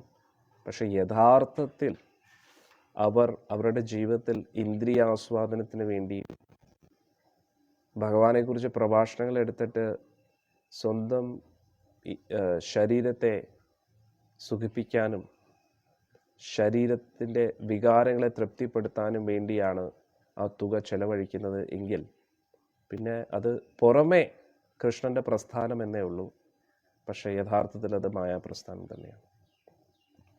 എന്നാലും നമ്മൾ അങ്ങനെയല്ല ആകേണ്ടത്. നമ്മൾ യഥാർത്ഥത്തിൽ ഭഗവാന് വേണ്ടി പ്രവർത്തിക്കുക. നമ്മുടെ ഉള്ളിൽ മറ്റ് ആഗ്രഹങ്ങളൊന്നും പാടില്ല. അതാണ് ഈ ഗോലോകൻ ട്രസ്റ്റിൻ്റെ ഉദ്ദേശം. നമ്മളെന്താ ചെയ്യേണ്ടത്? ഭഗവാന് വേണ്ടി ഓരോരോ സേവനങ്ങൾ ചെയ്യുക. ഭഗവാന്റെ സന്ദേശം കൂടുതൽ പേരിലേക്ക് എത്തിക്കാൻ ശ്രമിക്കുക. അതാണ് നമ്മൾ ചെയ്യേണ്ടത്. അന്നേരം ഇവിടെ ഉദ്ധവരും ഭഗവാനെക്കുറിച്ച് ചിന്തിച്ച് ഭഗവാന്റെ ലോകത്തായിരുന്നു. വിമൃജ്യനേത്രേ വിധുരം പ്രീത്യോ ഉദ്ധവ ഉത്സ്മയൻ. അന്നേരം ഉദ്ധവർ പെട്ടെന്ന് തന്നെ ഭഗവാന്റെ ചിന്തകളിൽ നിന്നും തിരിച്ച് ചിന്തിച്ചപ്പോൾ ഭഗവാന്റെ ലോകത്തായിരുന്നു. അവിടെ നിന്ന് ഒറ്റ നിമിഷം കൊണ്ട് തിരിച്ചെത്തി. കണ്ണുകളൊക്കെ തുടച്ചതിന് ശേഷം അദ്ദേഹം പഴയ കാര്യങ്ങളൊക്കെ ചിന്തിച്ച് എന്നിട്ട് പറയുകയാണ്. ഉദ്ധവ ഉവാച കൃഷ്ണദ്യുമ്നീ നിംലോചേ ഗിർണേശ്വ അജഗ്രേണഃ കിംനുന കുശലം ഭ്രൂയാം ഗതശ്രീശുഗ്രേശ്വഹം. ഇത് നമ്മൾ എടുത്തു, എന്നാലും നമ്മൾ ഒന്നും കൂടെ എടുക്കുകയാണ്. ഉദ്ധവർ പറഞ്ഞു, ഭഗവാനാകുന്ന സൂര്യൻ അസ്തമിച്ചു കഴിഞ്ഞു. കാലശക്തി വലിയൊരു സർപ്പത്തെ പോലെ ദ്വാരകാവാസികളെല്ലാം വിഴുങ്ങിക്കഴിഞ്ഞു. അതുകൊണ്ട് അവരുടെ നന്മയെക്കുറിച്ച് ഞാൻ എന്താ പറയുക? ദുർഭാഗോപതോ ലോകം യം യാദവോ നിതരാമപി യേ സംവസന്തോ ന വിദുർ ഹരിമിന ഇവോദപം. ഈ 14 ലോകങ്ങളും നിർഭാഗ്യരായി ഇരിക്കുകയാണ്. കാരണം ഭഗവാൻ ഇല്ല. പ്രത്യേകിച്ചും യദുകുലത്തിലുള്ള എല്ലാവരും നിർഭാഗ്യരായിരിക്കുകയാണ്. കാരണം എന്താ? അവർ ഭഗവാൻ ഉണ്ടായിരുന്നപ്പോൾ ഇത് ഭഗവാനാണെന്ന് അവർക്ക് മനസ്സിലായില്ല. ഇതിനെക്കുറിച്ച് നമ്മൾ വിശദമായിട്ട് പഠിച്ചു. മായാദേവിക്ക് 2 രൂപമുണ്ട്, മഹാമായ, യോഗമായ. മഹാമായയുടെ ഉദ്ദേശം എന്താണ്? ഒരേ ദേവി തന്നെയാണ്, മായ ഒരാൾ തന്നെയാണ്. പക്ഷെ മായാദേവി യോഗമായ ആകും, മഹാമായ ആകും. എന്തിൻ്റെ അടിസ്ഥാനത്തിൽ? നമ്മുടെ ഭാവം അനുസരിച്ച്. നമ്മുടെ ഉള്ളിൽ ആസ്വാദന ഭാവമാകുമ്പോൾ മായാദേവി മഹാമായയാകും. നമ്മുടെ ഉള്ളിൽ ഭഗവാന്റെ സേവന മനോഭാവമാകുമ്പോൾ മായാദേവി യോഗമായയാകും. അത് നമ്മൾ വളരെ വിശദമായിട്ട് പഠിച്ചു. അന്നേരം ദുർഗാദേവി എന്ന് പറയുന്നത് മഹാമായയാണ്. ഈ ഭൗതിക ലോകത്തിൽ നമ്മുടേതായിട്ടുള്ള ആസ്വാദനം ചെയ്ത് ജീവിക്കുക എന്ന് പറഞ്ഞാൽ വളരെ എളുപ്പമുള്ള കാര്യമാണ്. പൊതുവെ നമ്മൾ നാമമൊക്കെ ജപിച്ച് ഭക്തിയിലൊക്കെ മുന്നോട്ട് പോകുമ്പോൾ നമ്മുടെ കുടുംബക്കാരൊക്കെ ചോദിക്കും, ഇതെന്തുവാ, ഇങ്ങനെ ആരെങ്കിലും ചെയ്യാറുണ്ടോ? ഇങ്ങനെയൊന്നും അല്ലല്ലോ ജീവിക്കേണ്ടത്, അല്ലേ? നമ്മൾ നാമമൊക്കെ ജപിച്ച് മുന്നോട്ട് ഭക്തിപരമായിട്ട് സത്സംഗമൊക്കെ കേട്ട് തീർത്ഥയാത്രകൾ പോകുമ്പോൾ ഇതൊന്നും ശരിയല്ല കേട്ടോ, ഇങ്ങനെയൊന്നും അല്ല ജീവിക്കേണ്ടത്. നമ്മളെയൊക്കെ കണ്ടു പഠിക്കും. തിന്നുക, കുടിക്കുക, അപ്പിയിടുക. ഇതല്ല ജീവിതത്തിൻ്റെ ലക്ഷ്യം. അവിടെ കുറച്ച് പ്രോപ്പർട്ടി മേടിക്കുക, അവിടെയും തിന്നുക, കുടിക്കുക, അപ്പിയിടുക. വേറെയും കുറേ പ്രോപ്പർട്ടി മേടിക്കുക, അവിടെ ഇവിടെ. ഇതാണ് ജീവിതത്തിൻ്റെ ലക്ഷ്യം. തിന്നുക, കുടിക്കുക, അപ്പിയിടുക, അല്ലേ? പലതര ഭക്ഷണങ്ങൾ രുചിക്കുക, ആസ്വദിക്കുക, ലൈംഗിക ബന്ധത്തിൽ ഏർപ്പെടുക. അങ്ങനെ ഇരുന്ന് ഒരു ദിവസം കട്ടപ്പുകയാകുക, അല്ലേ? അതോടുകൂടി നമ്മുടെ ജീവിതം ധന്യമായി, അല്ലേ? പുഴുവിനെ പോലെ ജനിച്ചു, പുഴുവിനെ പോലെ മരിച്ചു. അങ്ങനെയൊക്കെ ജീവിക്കുമ്പം ആർക്കും ഒരു ശല്യമില്ല, എല്ലാവർക്കും സന്തോഷമേ ഉള്ളൂ. എന്നിട്ട് തമ്മി അടിയായിരിക്കും. എന്തിനു വേണ്ടി? ആരാണ് നല്ലപോലെ ഭക്ഷണം കഴിക്കുന്നത്? ആരാണ് നല്ലപോലെ ജീവിതം ആസ്വദിക്കുന്നത്? എൻ്റെ കയ്യിൽ ഈ വണ്ടി കൊണ്ട് എന്തോ ഇന്നത്തെ ദിവസത്തോടെ ഇത്രയും കാലമൊന്നും കല്ലിങ്ങനെ വീണുകൊണ്ടിരുന്നില്ല. എന്തോ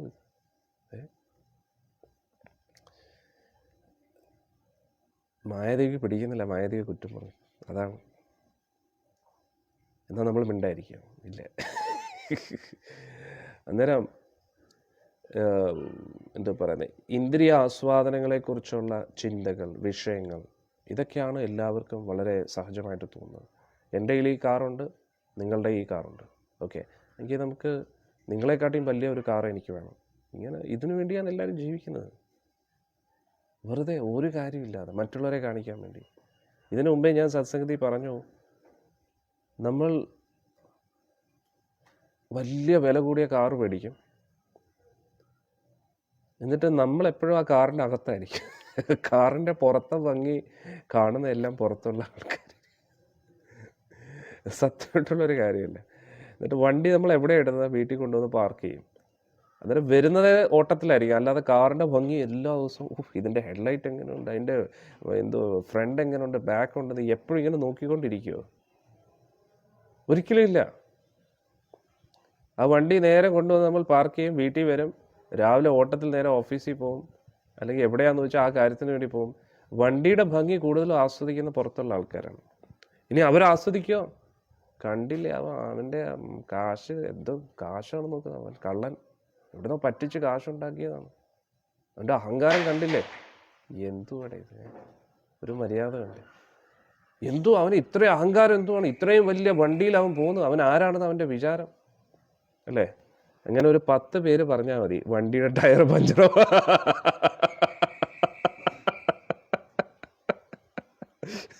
ഒരു 20 പേര് കൂടെ പറയുമ്പോൾ വണ്ടിയുടെ ഏതെങ്കിലും പാർട്ട് ഇടും, തീർന്നു.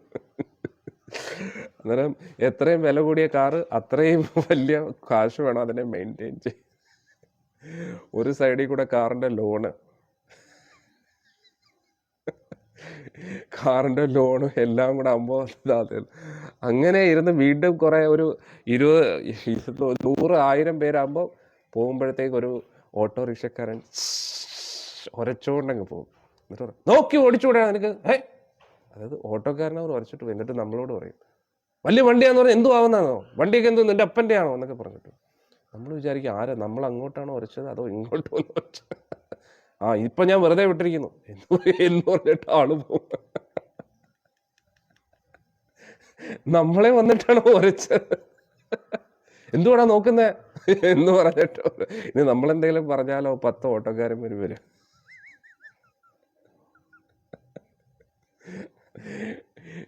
എന്നിട്ട് ഇനിയും കുറച്ച് പേര് കണ്ണുപെട്ട് കഴിഞ്ഞാൽ കുറച്ച് മുന്നോട്ട് പോകുമ്പോഴത്തേക്ക് പോലീസുകാരൻ നിർത്തൂ, ഇതുണ്ടോ അതുണ്ടോ, ഇതെന്തുകൊണ്ടില്ല? അത് സാറേ ഉണ്ട്, വീട്ടിലായിപ്പോയി. അതൊന്നും പറ്റത്തില്ല, എന്താണെന്ന് വെച്ചാൽ പറഞ്ഞേ പറ്റൂ. എന്തുകൊണ്ട് നിൻ്റെ കയ്യിലില്ല? പെറ്റി അടിച്ചിട്ട് പോ എന്ന് പറഞ്ഞിട്ട്. അന്നേരം ഇതൊക്കെയാണ് നമ്മുടെ ജീവിതത്തിൽ നടക്കുന്നത്. നമ്മൾ എന്താണ് കഷ്ടകാലത്തിന് ഒരു വണ്ടി മേടിച്ച് അതോടുകൂടി നമ്മുടെ ജീവിതം. എന്നിട്ട് അവസാനം ഇവിടുന്ന് ഒരഞ്ഞ് വണ്ടി ഒരു പരുവാകുമ്പോൾ ഇത് ആരുടെയെങ്കിലും തലയിൽ കെട്ടിവയ്ക്കും, ലോണിൻ്റെ കാശ് പോലും ക്ലിയർ ആകത്തില്ല. ഇതേപോലെയാണ് എല്ലാവരുടെ ജീവിതം. മനസ്സിലായില്ലേ? എന്നിട്ട് നമ്മളെപ്പോഴും അകത്തിരിക്കുകയാണ്. അകത്തിരുന്ന് വണ്ടിയുടെ ഭംഗി ആസ്വദിക്കാനും പറ്റത്തില്ല, വണ്ടി ഓടിക്കുക എന്നുള്ള ഒറ്റ ജോലിയെ നമ്മൾ ചെയ്യുന്നു. എന്ത് പറ്റി?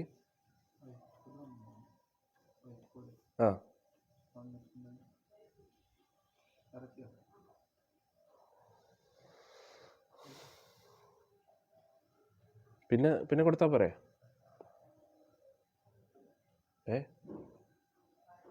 ഒരു കുറച്ച് നേരം വെയിറ്റ് ചെയ്യാൻ പറയും. ഇതേപോലെയാണ് വീട്ടിൻ്റെ കാര്യം.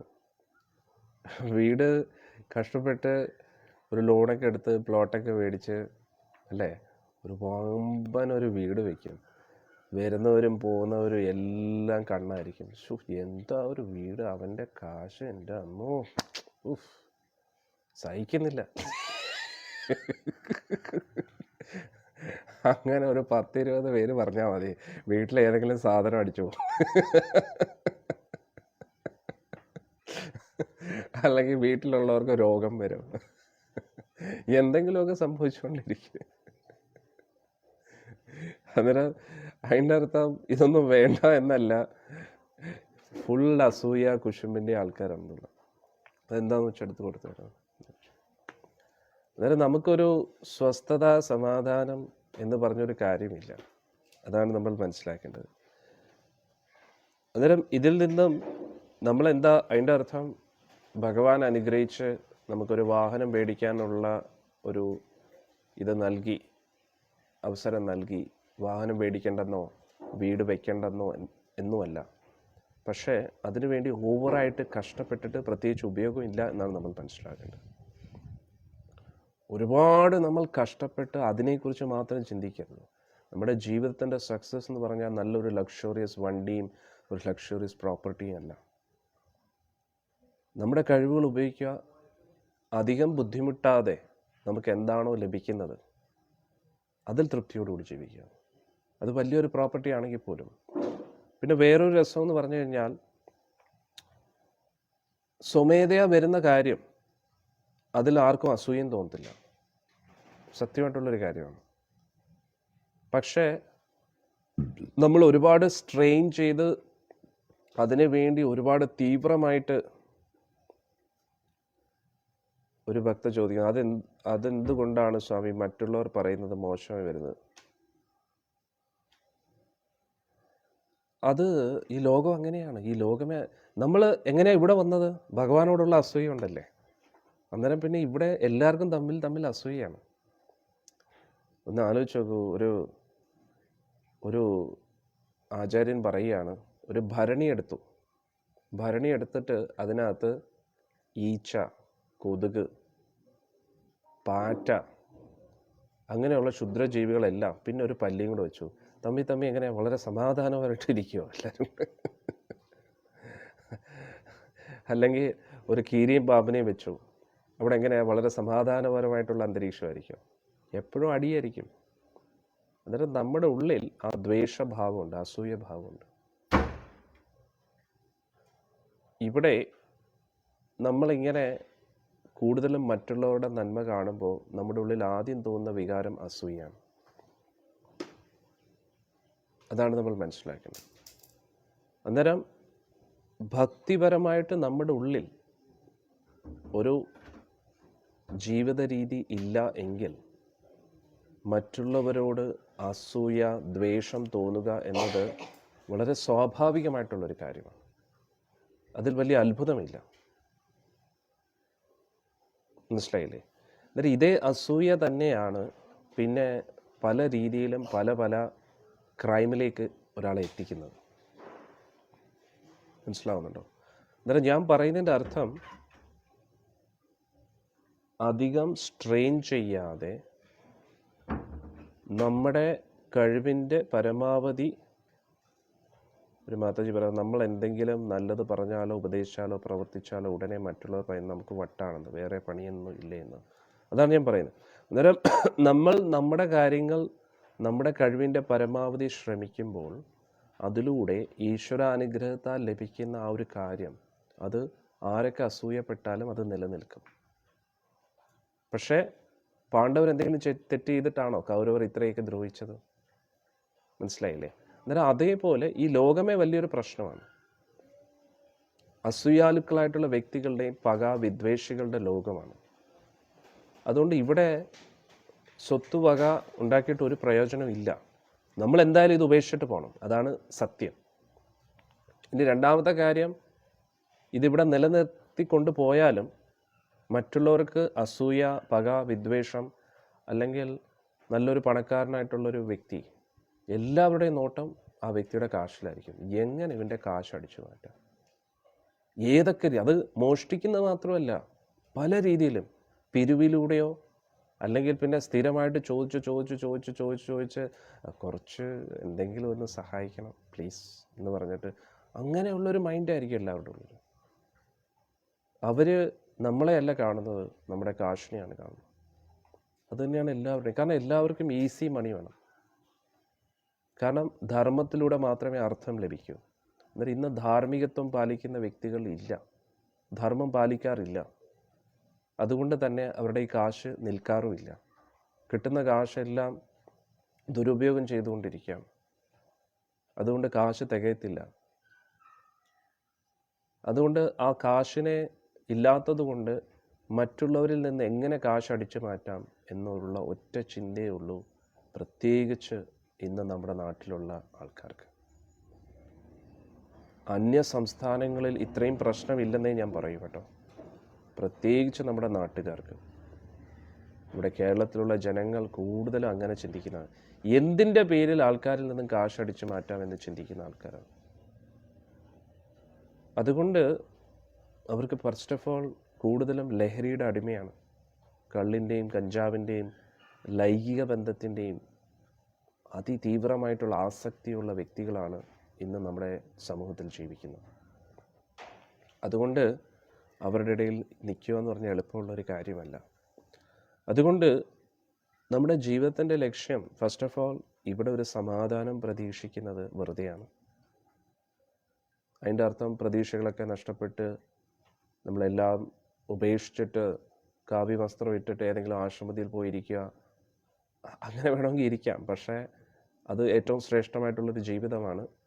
പക്ഷേ നമ്മൾ കുറച്ചും കൂടെ നമ്മുടെ ലെവലിൽ നിന്ന് ചിന്തിക്കണം.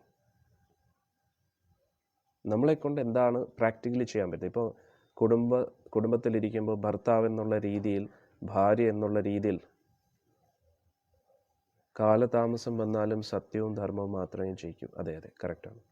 അന്നേരം നമ്മൾ കുടുംബമായിട്ടിരിക്കുമ്പോൾ ഒരു വീട്ടമ്മ എന്നുള്ള രീതിയിൽ വീട്ടിൻ്റെ ഉത്തരവാദിത്തങ്ങളൊക്കെ ഉണ്ട്. അത് നിറവേറ്റുക, പക്ഷേ യാഥാർത്ഥ്യത്തെ മനസ്സിലാക്കുക. മനസ്സിലായില്ലേ?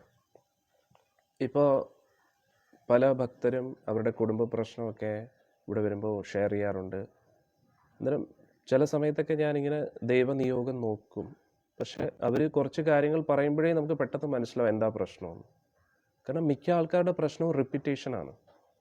അടുത്തുള്ള ആൾക്കാരുടെ അസൂയ, കുടുംബക്കാരുടെ അസൂയ, അല്ലെങ്കിൽ ആരെങ്കിലും എന്താ ആഭിചാരക്രിയ ചെയ്യും. ഇത് സ്ഥിരമായിരിക്കുകയാണ് നമ്മുടെ നാട്ടിൽ, വളരെ കോമൺ ആയിട്ടിരിക്കുകയാണ്. പ്രത്യേകിച്ച് ദൈവനിയോഗം നോക്കേണ്ട ആവശ്യം പോലും ഇല്ല. പിന്നെ പുണ്യത്തിൻ്റെ അഭാവം കാരണം ഗ്രഹങ്ങളുടെ പോക്ക്, രാശിഫലമൊക്കെ നോക്കുമ്പോൾ എല്ലാം നെഗറ്റീവ്സ് ആയിരിക്കും. അന്നേരം നമ്മൾ നമ്മുടെ പ്രവൃത്തിയും ചിന്തകളും കറക്റ്റ് ആക്കുമ്പോൾ തന്നെ ജ്യോതിഷപരമായിട്ടും നമുക്ക് സദ്ഗതി ഉണ്ടാവും. പല രീതിയിലുള്ള യോഗം വളരെ പ്രശ്നമുള്ളതാണെങ്കിൽ പോലും, ഓരോരോ ദശയിലാണെങ്കിൽ പോലും അതിനെയൊക്കെ മറികടക്കാൻ നമുക്ക് കഴിയും. പക്ഷെ ഇപ്പോൾ എല്ലാവരും അവരുടെ എല്ലാം കൈയും കാലും കെട്ടിവെച്ചിരിക്കുകയാണ് അവരുടെ തന്നെ പ്രവൃത്തികൾ കൊണ്ട്. എന്നിട്ട് അവർ അതിൽ നിന്നും മോചനം ആഗ്രഹിക്കുകയാണ്. അതെങ്ങനെയാണ് നടക്കുന്നത്, അല്ലേ? അതുകൊണ്ട് നമ്മൾ കുറച്ചും കൂടെ ഉയർന്ന് ചിന്തിക്കുക. ഒരു ലളിതമായിട്ടുള്ള ജീവിതം, ഉയർന്ന ചിന്താഗതി, അതാണ് നമുക്ക് ഏറ്റവും സമാധാനം നൽകുന്നത്. അതിൻ്റെ അർത്ഥം ഞാൻ പറഞ്ഞത് നേരത്തെ മനസ്സിലാക്കുക. നമുക്ക് വളരെ എളുപ്പത്തിൽ നല്ലൊരു ലാൻഡ് മേടിക്കാനും വീട് വയ്ക്കാനും ഉള്ള കഴിവ് ഈശ്വരൻ നൽകിയിട്ടുണ്ടെങ്കിൽ, വീട് വയ്ക്കേണ്ട എന്നല്ല, വാഹനം വാങ്ങിക്കേണ്ട എന്നല്ല, അതിനുള്ള യോഗമുണ്ടെങ്കിൽ നമ്മളുടെ കയ്യിൽ അത് വന്നു ചേരും. പക്ഷേ മറ്റുള്ളവരുടെ കയ്യിൽ അതുണ്ട്, നമുക്കും അത് ഉണ്ടായാലേ പറ്റൂ എന്നുള്ളൊരു നിർബന്ധ ബുദ്ധി പാടില്ല. അതിൻ്റെ അർത്ഥം അലസതയോടുകൂടി ഇരിക്കുക എന്നുമല്ല, ഒന്നും ചെയ്യാതെ ഇരിക്കുക എന്നുമല്ല. നമ്മുടെ കഴിവുകളെ ഉപയോഗിക്കുക അലസതയില്ലാതെ. ഇന്ന് രാവിലെ നമ്മുടെ ഗ്രൂപ്പിലുള്ള ഭക്തരോട് ഞാൻ പറയുകയായിരുന്നു, നമ്മൾ മോർണിംഗ് ടൈം ഒരു 4 മണി മുതലുള്ള സമയം മാക്സിമം എത്രത്തോളം സാധനയ്ക്ക് വേണ്ടി, നാമജപത്തിനും വായനയ്ക്കും സത്സംഗത്തിനും വേണ്ടി ഉപയോഗിക്കാൻ പറ്റുമോ അത്രയും ഉപയോഗിക്കുക. എന്നിട്ട് ഒരു 8 മണിക്കുള്ളിൽ, എന്നിട്ട് 8 മണി മുതൽ 10 മണി വരെയുള്ള ഒരു സമയം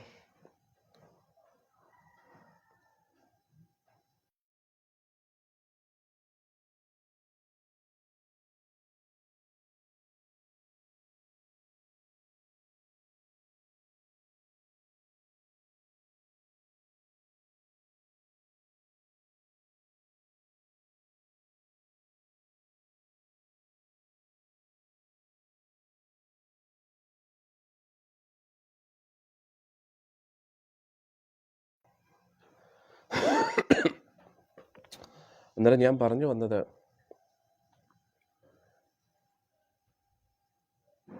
രാവിലത്തെ ആ സമയം, രാവിലെ ഒരു 4 മണി മുതൽ ഒരു 8 മണി വരെയുള്ള സമയം മാക്സിമം നമ്മൾ ഭഗവാന്റെ സാധനയ്ക്ക് വേണ്ടി ഉപയോഗിക്കാം, നാമജപം അതൊക്കെ. എന്നിട്ട് 8 മണി മുതൽ 10 മണി വരെ നമ്മുടെ ഓഫീസിലെ കാര്യം, അതിനു വേണ്ടിയുള്ള തയ്യാറെടുപ്പുകൾ, രാവിലത്തെ ഭക്ഷണം അതൊക്കെ.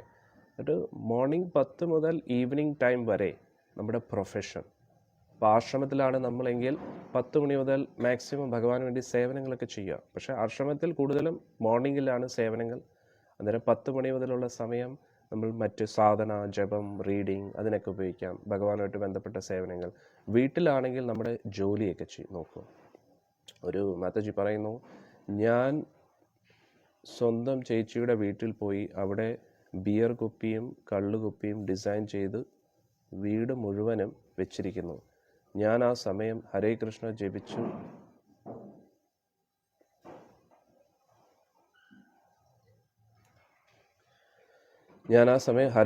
ജപിച്ച് കൂടെ എന്ന്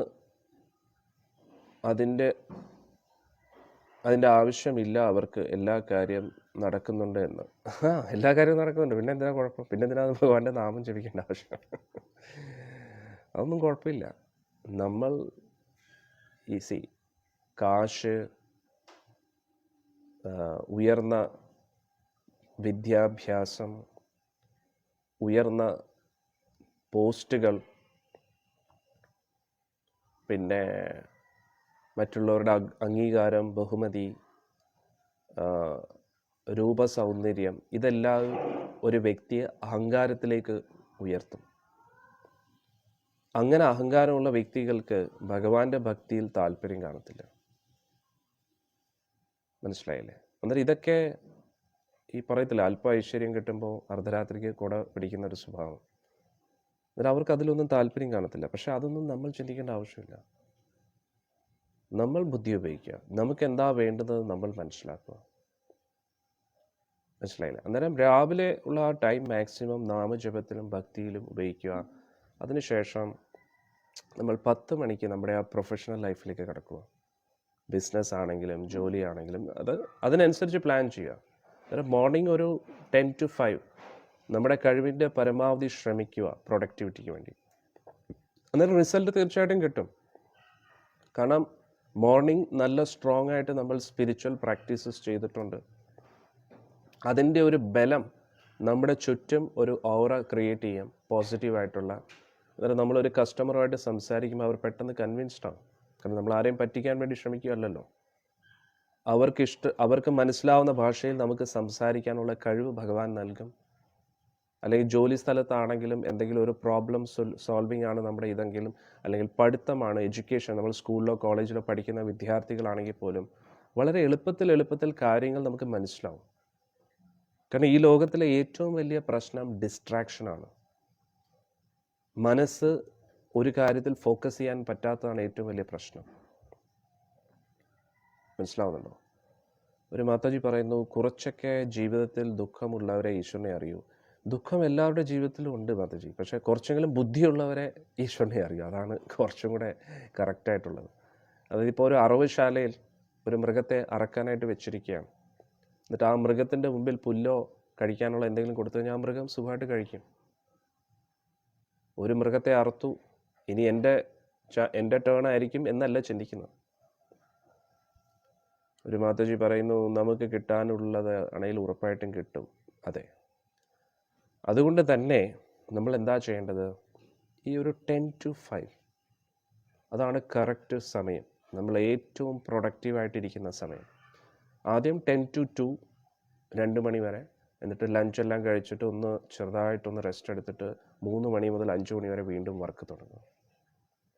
അങ്ങനെ ഒരു 6-7 മണിക്കൂർ നല്ല ഫോക്കസ് ചെയ്ത് വർക്ക് ചെയ്ത് കഴിഞ്ഞാൽ എന്തിനാണോ നമ്മൾ പ്രവർത്തിക്കുന്നത് അതിലെല്ലാം നമുക്ക് റിസൾട്ട് കിട്ടും. ഇത് വളരെ ഇമ്പോർട്ടൻ്റ് ആയിട്ടുള്ളൊരു സയൻസാണ്. ഒരു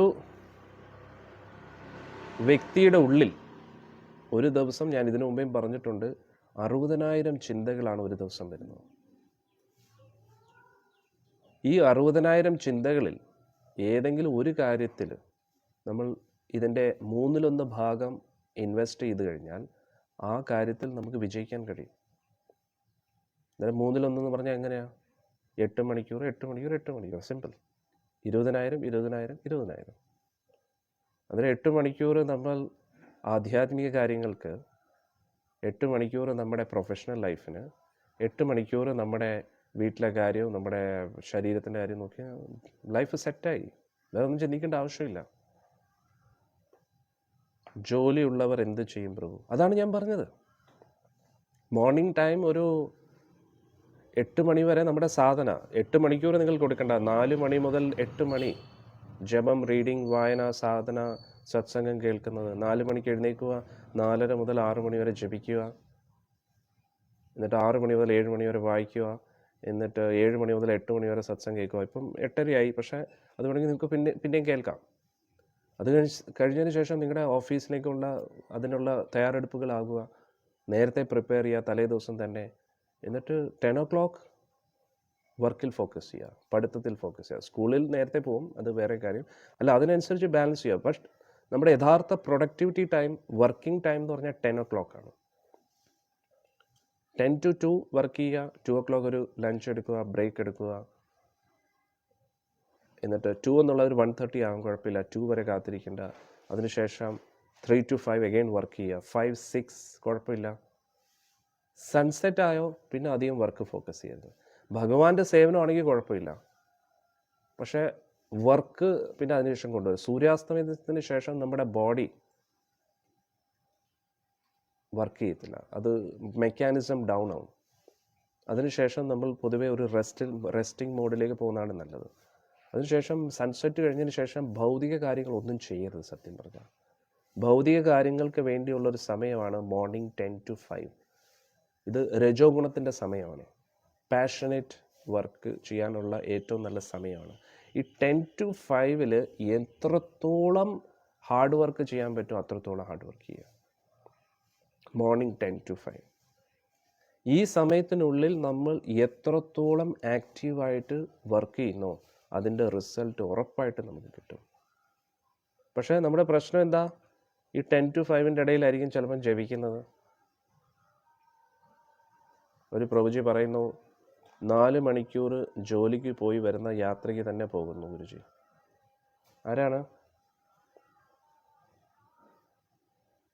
ആരാ? സൈലൻറ്റിൽ വെച്ചു. അന്നേരം അതാണ് ഞാൻ പറയുന്നത്. അന്നേരം നമ്മുടെ അൺനെസറി നമ്മുടെ ടൈം എവിടേക്കോ പോകുന്നു. അന്നേരം നമ്മുടെ ട്രാവലിംഗ് ടൈം മാറ്റാൻ വേണ്ടി ജോലി സ്ഥലത്തിൻ്റെ അടുത്ത താമസം ആക്കുക. എന്തിനാണ് ഈ 4 മണിക്കൂർ നമ്മൾ യാത്ര ചെയ്യേണ്ടത്? എങ്ങനെയെങ്കിലും അങ്ങനെ നമ്മൾ പ്ലാൻ ചെയ്യുക. എന്തെങ്കിലും നമ്മൾ ചെയ്തേ പറ്റൂ. അൺനെസറി നമ്മുടെ ടൈം പോകുന്നതൊക്കെ നമ്മൾ മാറ്റിയേ പറ്റൂ. അല്ലെങ്കിൽ കുറച്ചും കൂടെ ബെറ്ററായിട്ട് ഏതെങ്കിലും ഒരു ജോലി ഉണ്ടെങ്കിൽ കുറച്ച് സാലറി കുറഞ്ഞാലും കുഴപ്പമില്ല, നമ്മുടെ ടൈം ലാഭിക്കാൻ പറ്റുമെങ്കിൽ, നമുക്കൊരു സ്വസ്ഥതയും സമാധാനം ഉണ്ടെങ്കിൽ ബെറ്റർ വേറൊരു ജോലിക്ക് പോകും. അല്ലാതെ നമ്മുടെ സമയവും നഷ്ടപ്പെടുന്നു, അത് നമ്മുടെ ആരോഗ്യം നഷ്ടപ്പെടുന്നു, സ്വസ്ഥമായിട്ട് ഇരിക്കാനും കഴിയുന്നില്ല, പ്രോപ്പർലി ജപിക്കാനും കഴിയുന്നില്ല. പിന്നെ നമ്മുടെ ജീവിതം വെറുതെ ആയിപ്പോകും. ഓരോ ദിവസവും നമ്മുടെ സമയം വളരെ കെയർഫുള്ളായിട്ട് ഉപയോഗിക്കുക. ഓരോ ദിവസത്തിലെ ഓരോ സമയവും വെറുതെ വാചകം അടിച്ച് സമയം കളയരുത്. എപ്പോഴാണ് മൂക്കിൽ പഞ്ഞി വയ്ക്കുന്നതെന്ന് പറയാൻ പറ്റത്തില്ല. മൂക്കിൽ പഞ്ഞി വെച്ചിട്ട് ജപിച്ചിട്ട് കാര്യമുണ്ടോ? ജപിക്കാൻ പറ്റുമോ? ഇല്ല. ഒരിക്കൽ ഒരു കുട്ടി അച്ഛനോട് ചോദിക്കുകയാണ്. 4 പേര് തോളയിൽ പിടിച്ചുകൊണ്ടൊരു ശവത്തെ കൊണ്ടുപോവാണ്. എന്നിട്ട് അവർ പറയും, രാം നാം സത്യ ഹേ, രാം നാം സത്യ ഹേ. എൻ്റെ അർത്ഥം രാമനാമം സത്യമാണ്, രാമനാമം സത്യമാണ്, രാമനാമം സത്യമാണ്. അന്നേരം അച്ഛനോട് ചോദിച്ചു, അച്ഛാ ഇതെന്താ ഇവർ പറഞ്ഞുകൊണ്ട് പോകുന്നത്? അത് മോനെ, ഈ ശവം വെറുതെ ജീവിതകാലം മുഴുവൻ എന്തിനോ വേണ്ടി ആർക്കോ വേണ്ടി ജീവിച്ചു. അതെല്ലാം കള്ളമായിരുന്നു, അതൊന്നും സത്യമല്ല. ഒരേ ഒരു സത്യമുള്ളൂ, എന്താണ്? രാമനാമം സത്യം, ബാക്കിയെല്ലാം മിഥ്യയാണ്. അന്നേരം പറഞ്ഞു, ഇവരെന്തിനാ ഇപ്പോഴും ഇത് പറയുന്നതെന്ന് വെച്ചാൽ, ആ കിടക്കുന്ന ആളെന്താ പറയുന്നത്? അന്നേരം ആൾ മരിച്ചില്ലേ, ആളുടെ ജീവിതം പോയി, ഇനി ജപിക്കാൻ കഴിയില്ലല്ലോ. അന്നേരം ആ മരിച്ച ആൾക്ക് വേണ്ടിയാണ് ഇവർ ജപിക്കുന്നതെന്ന്. ഓ അങ്ങനെയാണല്ലോ അച്ഛാ. അന്നേരം അച്ഛൻ ജപിക്കാത്ത എന്താ, അച്ഛനും ശവമാണോ എന്ന് ചോദിച്ചു.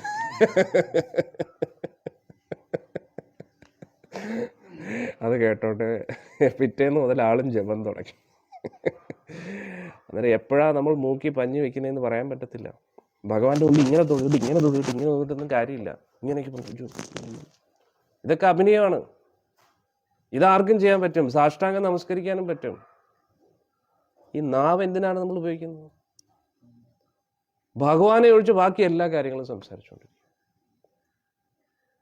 അമേരിക്ക ബോംബിടാൻ പോകുന്നു, അമേരിക്ക ഇങ്ങോട്ടിടുന്നു, എന്തോ പറയുന്നത്, വിരാട് കോഹ്ലി ആരുടെ കൂട്ടത്തിലാണ് പോകുന്നത്, മോഹൻലാൽ ഇനി ആരുടെ കൂട്ടത്തിലാണ് പോകുന്നത്, ദിലീപ് എന്ത് ചെയ്യുന്നു, BJP മോഡി ഇവിടെ ഗുരുവായൂർ വന്നു, ഇത് വന്നു, ഇതൊക്കെയാണ് ചർച്ച. സുരേഷ് ഗോപിയുടെ മകളുടെ വിവാഹം, ഇതൊക്കെയാണ് നമ്മുടെ ചർച്ചാ വിഷയങ്ങൾ. അന്നേരം വെറുതെ നമ്മുടെ സമയം കളയാതെ നമ്മുടെ നാവ് കൊണ്ട് വരുന്ന ഓരോ ശബ്ദങ്ങളെ ഉപയോഗിക്കുക, സമയത്തെ നന്നായി ഉപയോഗിക്കുക. അതാണ് നമ്മൾ മനസ്സിലാക്കേണ്ടത്. നരേന്ദ്രമോദി സാറ് ഗുരുവായൂർ വന്നെന്ന് പറഞ്ഞ് ഗുരുവായൂരപ്പൻ എന്തെങ്കിലും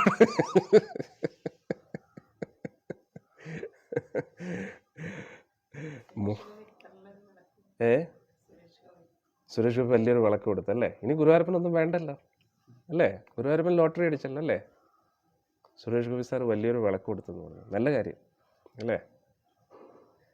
അന്നേരം നമ്മൾ കുറച്ചും കൂടെ ഒന്ന് ചിന്തിക്കുക.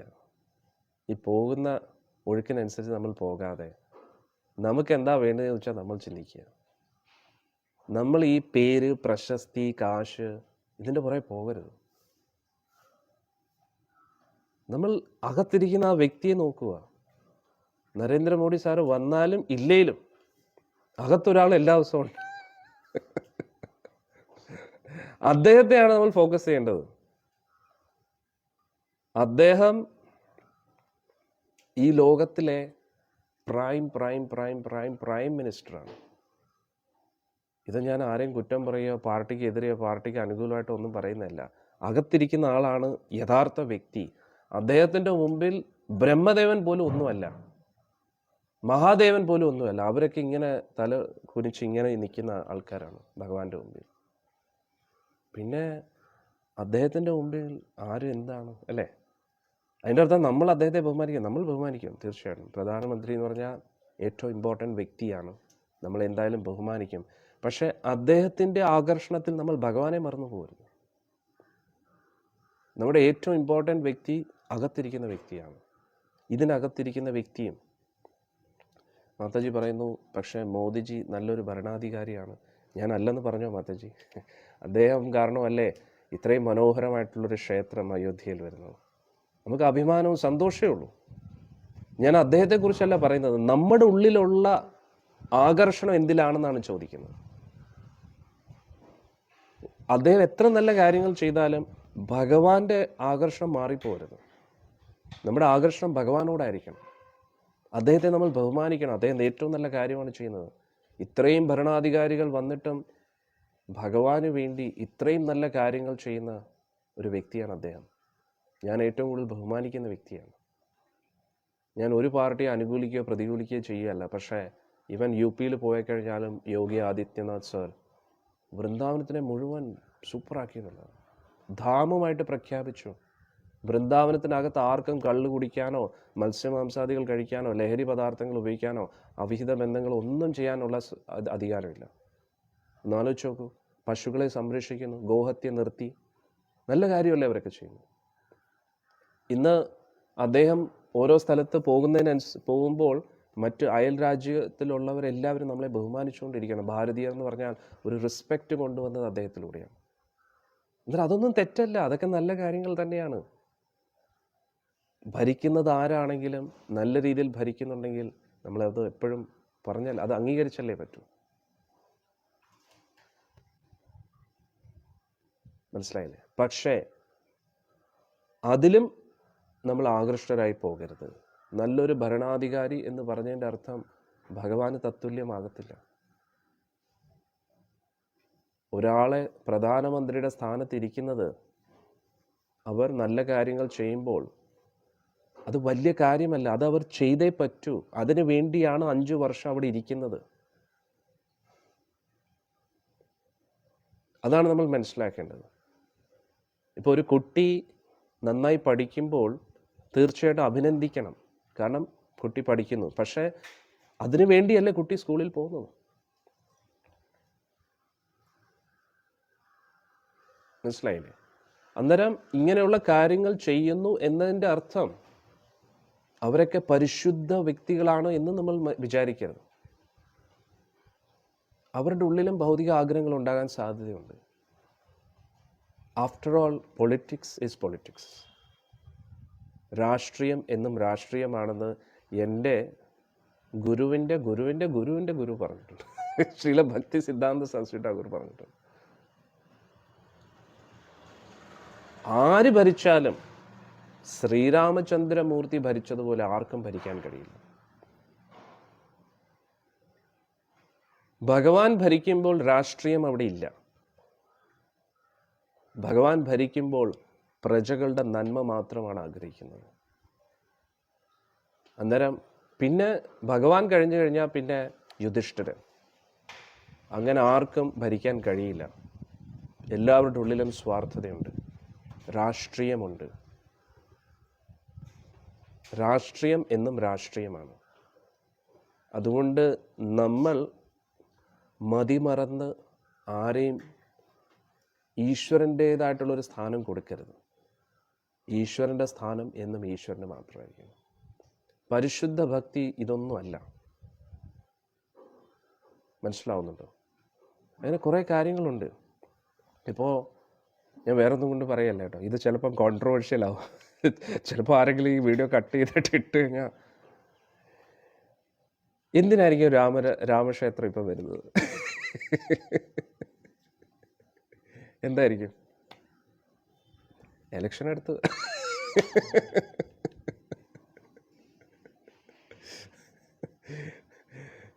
അതുകൊണ്ട് എന്തിൻ്റെ പേരിലാണെങ്കിലും ഭഗവാന് വേണ്ടി എന്തെങ്കിലും കാര്യം ചെയ്യുമ്പോൾ നല്ലതാണ്. അതുകൊണ്ട് അതൊന്നും തെറ്റില്ല. നേട്ടം ഭഗവാനേ ഉള്ളൂ. അന്നേരം പൊതുവെ പാർട്ടിപരമായിട്ടുള്ള പല കാര്യങ്ങളും ഉണ്ട്. അതാണ് നമ്മൾ ചിന്തിക്കേണ്ടത്. കുറേ കാര്യങ്ങളുണ്ട്. നമ്മളാരും അന്ധമായിട്ട് ആരെയും പൂർണ്ണമായിട്ടും സ്വീകരിക്കാൻ പാടില്ല. ഒരു മാതാജി പറയുന്നു, രാമരാജ്യം വരാൻ പോകുന്നു. എന്താ കുട്ടി, ഇത് ഇത്രയൊന്നും മനസ്സിലാവുന്നില്ലേ?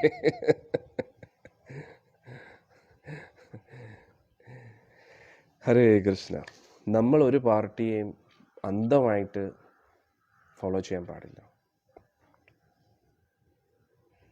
നമ്മൾ മനസ്സിലാക്കുക, ഭഗവാന് വേണ്ടി നല്ല കാര്യം ആര് ചെയ്താലും അത് നമ്മൾ അംഗീകരിക്കണം. അതാണ് നമ്മൾ മനസ്സിലാക്കുന്നത്. നമ്മളൊരു പാർട്ടിയുടെ വക്താവായിട്ട് മാറും. പാർട്ടി ഒരു സ്ഥാനത്ത് എത്തിക്കഴിഞ്ഞാൽ നല്ല കാര്യങ്ങൾ ചെയ്തേ പറ്റൂ. അത് അവരുടെ ഡ്യൂട്ടിയാണ്. ഇപ്പം തന്നെ നമ്മുടെ കമൻസിൽ കുറേ ആൾക്കാർ അങ്ങനെയല്ല, ഇലക്ഷന് വാഗ്ദാനമായിരുന്നല്ലോ, അങ്ങനെയാണെന്നല്ലേ. എന്തൊക്കെയാണെങ്കിലും കുറച്ചും കൂടെ വിശാലമായിട്ട് ചിന്തിക്കും. നമ്മൾ ഒരാൾ പറയുന്നു, പക്ഷേ തമ്മിൽ ഭേദമല്ലേ? അല്ലെന്ന് ഞാൻ ആര് പറഞ്ഞു? ഇപ്പം നിങ്ങൾ വിചാരിക്കുക ഞാൻ എന്തോ BJP എതിരെയാണ്. ഇപ്പോഴത്തെ ഇതിൽ BJPയിൽ നിന്നാണ് നമുക്ക് പിന്നെ എന്തെങ്കിലും ഒരു പ്രതീക്ഷയുള്ളത്, എവിടെയാണെങ്കിലും. പക്ഷേ അന്ധമായിട്ട് നമ്മൾ ഒന്നിനെയും സ്വീകരിക്കരുത് എന്നാണ് ഞാൻ പറയുന്നത്. പ്രത്യേകിച്ച് മോഡി സാർ, യോഗി ആദിത്യനാഥ് സാർ, അവരൊക്കെ കേന്ദ്രത്തിൽ ഒരുപാട് കാര്യങ്ങൾ ചെയ്യുന്നുണ്ട്, ഒരുപാട് വലിയ വലിയ പ്രോജക്ട്സ് ചെയ്യുന്നുണ്ട്. അന്നേരം അതേപോലെ കേരളത്തിലും BJP പാർട്ടിക്ക് ചെയ്യാൻ കഴിഞ്ഞു കഴിഞ്ഞാൽ അത് വലിയൊരു നേട്ടമായിരിക്കും. പക്ഷെ കൂടുതലും BJPയുടെ ഒരു പ്രശ്നം എന്ന് പറഞ്ഞാൽ നമ്മുടെ നാട്ടിൽ തമ്മി അടി, തമ്മിൽ പാരവെപ്പ്, പിന്നെ പാർട്ടി പ്രചരണത്തിന് ലഭിക്കുന്ന കാശ് അതിൻ്റേതായിട്ടുള്ള രീതിയിൽ ഉപയോഗിക്കുന്നില്ല. ഇന്ന് BJP പിടിച്ചു നിൽക്കുന്നത് മോദിയുടെ പേരിൽ മാത്രമാണ്. അന്നേരം അങ്ങനെയുള്ള ആ ഒരു രീതി മാറ്റണം. മനസ്സിലായില്ലേ? പിന്നെ ക്ഷേത്രങ്ങൾ വരുന്നതിൽ മാത്രം കാര്യമില്ല. രാമൻ ആരാണെന്ന് ഇന്നും ആൾക്കാർക്ക് അറിഞ്ഞൂടാ. അന്നേരം ഒരുപാട് കാര്യങ്ങൾ യുവതലമുറയെ ബോധവൽക്കരിപ്പിക്കാൻ വേണ്ടി ശ്രമിക്കണം. പുറമെ ക്ഷേത്രങ്ങൾ പണ്ട് നിർമ്മിക്കപ്പെട്ടിട്ടുണ്ട്, അത് തകർത്തും പെട്ടിട്ടുണ്ട്. ക്ഷേത്രങ്ങൾ നിർമ്മിക്കാൻ ആർക്കാ പറ്റാത്തത്? കാശുണ്ടെങ്കിൽ ആർക്കും ക്ഷേത്രം നിർമ്മിക്കാം. പക്ഷേ ക്ഷേത്രത്തിനകത്തിരിക്കുന്നത് ആരാണെന്ന് മനസ്സിലാക്കി കൊടുക്കണ്ടേ? എഡ്യൂക്കേറ്റിംഗ് പീപ്പിൾ, അതാണ് ഏറ്റവും ഇമ്പോർട്ടൻ്റ്.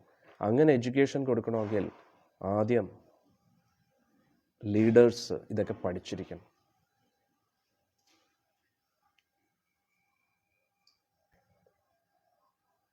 രാമനാമം ജപിക്കാൻ ആർക്കും കഴിയും. പക്ഷെ രാമൻ ആരാണെന്ന് മനസ്സിലാക്കിയിട്ട് രാമൻ്റെ നാമം ജപിക്കുമ്പോഴാണ് അതിന് കുറച്ചും കൂടെ ഒരു ഭംഗി വരുന്നത്. ഇപ്പോൾ നമ്മൾ കാണുന്ന രാമക്ഷേത്രത്തെക്കുറിച്ചുള്ള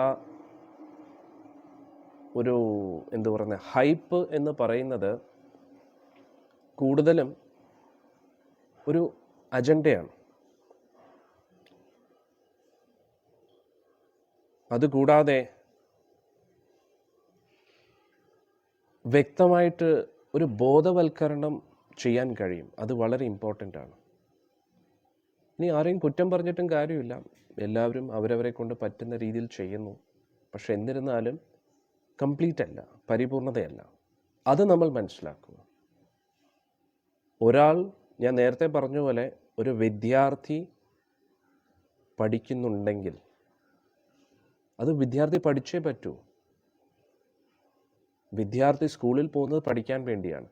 അതേപോലെ ഒരു രാഷ്ട്രീയ സ്ഥാനം, ഒരു പൊളിറ്റിക്കലി ഒരു പവർ ലഭിക്കുമ്പോൾ അത് അവർ നന്മ ചെയ്തേ പറ്റൂ. അത് അവരുടെ ഡ്യൂട്ടിയാണ്. അതിൽ നമ്മൾ ഇത്ര അത്ഭുതപ്പെടാനില്ല. മനസ്സിലാവുന്നുണ്ടോ? പക്ഷെ നമ്മൾ ആരും ഒരിക്കലും വികാരഭരിതരായിട്ട് കബളിപ്പിക്കപ്പെടരുത് എന്ന് നമ്മൾ മനസ്സിലാക്കണം. പൊതുവെ പല തത്വചിന്തകരും പറയുന്നു, ഈ ലോകത്തെ ഭരിക്കുന്നത് 1% ആൾക്കാരാണ്. ഈ 1% ആൾക്കാരാണ് തീരുമാനിക്കുന്നത് ബാക്കിയുള്ള 99% വ്യക്തികളും എന്ത് കാണണം, എന്ത് കേൾക്കണം, എന്ത് ചിന്തിക്കണമെന്ന്. അതാണ് നമ്മൾ ചിന്തിക്കേണ്ടത്. നമ്മളെ കാണിക്കുന്നതായിരിക്കത്തില്ല യഥാർത്ഥ സത്യം. നമ്മൾ കേൾക്കുന്നതായിരിക്കത്തില്ല യഥാർത്ഥ സത്യം. നമ്മുടെ ചിന്തകൾ, നമ്മുടെ ആഗ്രഹങ്ങൾ, ഇതൊക്കെ നമ്മളെ കാണിപ്പിച്ച് കേൾപ്പിച്ച് നമ്മുടെ ഉള്ളിൽ കുത്തി നിറച്ചതല്ല എന്ന് ആർക്കറിയാം? അത് വളരെ ഇമ്പോർട്ടൻ്റ് പോയിന്റാണ്. അതുകൊണ്ട് നമ്മൾ നമ്മുടേതായിട്ടുള്ള രീതിയിലും കൂടെ കുറച്ച് ചിന്തിക്കാൻ പഠിക്കണം. നമ്മൾ കൂടുതലും സോഷ്യൽ മീഡിയ ഇൻഫ്ലുവൻസിൽ പെട്ടുപോകുന്നു. നിങ്ങൾ ഈ സത്സംഗം കാണുന്നതും സോഷ്യൽ മീഡിയയിലൂടെയാണ്. അതൊക്കെ, അത് വേറൊരു കാര്യം. പക്ഷെ ഞാൻ പറയുന്നത് കുറച്ചും കൂടെ വിശാലമായിട്ട് ചിന്തിക്കുക. നമ്മൾ മോഡി ഭക്തനല്ല, യോഗി ആദിത്യനാഥ് ഭക്തനുമല്ല, BJP ഭക്തനുമല്ല, നമ്മൾ കമ്മ്യൂണിസ്റ്റ് ഭക്തനുമല്ല, നമ്മൾ കോൺഗ്രസ് ഭക്തനുമല്ല. നമ്മൾ ഗുരുവായൂരപ്പ ഭക്തരാണ്, നമ്മൾ രാമഭക്തരാണ്. രാമനെയും കൃഷ്ണനെയും ഒരു പൊളിറ്റിക്കൽ അജണ്ടയാക്കി നമ്മൾ ഒരിക്കലും മാറ്റരുത്. ഗോസേവ എന്ന് പറയുന്നത് നമ്മുടെ കർത്തവ്യമാണ്. അല്ലാതെ ഒരു പാർട്ടിക്ക് വേണ്ടി അല്ല നമ്മൾ ഇത് ചെയ്യുന്നത്. നമുക്ക് ഒരേ ഒരു പാർട്ടിയേ ഉള്ളൂ, അത് ഗുരുവായൂരപ്പ പാർട്ടി. അന്നേരം ഭഗവാന്റെ സേവനത്തിന് ഏത് വ്യക്തിയാണോ കഴിവുള്ളത് ആ വ്യക്തിക്ക് നമ്മൾ വോട്ടിടാം. അതിലെന്താണ് തെറ്റ്? ഒരു തെറ്റുമില്ല. പക്ഷേ നമുക്ക് ഭഗവാനോടൊരു ഇഷ്ടമുണ്ട്, നമ്മുടെ ഭാരതീയ ജനതകൾക്ക് ഒരു ഇഷ്ടമുണ്ട് എന്നതിൻ്റെ പേരിൽ ഇതിലൂടെ എനിക്ക് കുറച്ച് പേരെ എൻ്റെ കൈക്കലാക്കാം എന്ന് പറഞ്ഞ് ഒരു ശ്രമം നടത്തുന്നത് ശരിയല്ല.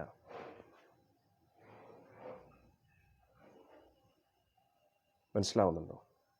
കൂടുതൽ പേരിൽ നമ്മുടെ ഭാരതീയ ജനതയിലെ മാക്സിമം ആൾക്കാരെയും പിടിക്കാനുള്ള ഒരു വഴിയാണ് ഈ ശ്രീരാമസ്വാമിയോട് നല്ല വികാരമുണ്ട് ജനങ്ങൾക്ക്.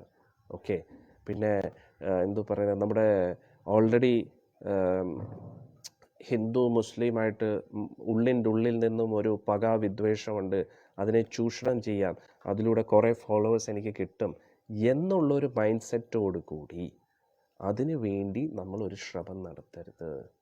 അത് തെറ്റാണ്. അങ്ങനെ ആയി പോകരുത്. അത്രയും ഞാൻ പറയുന്നു.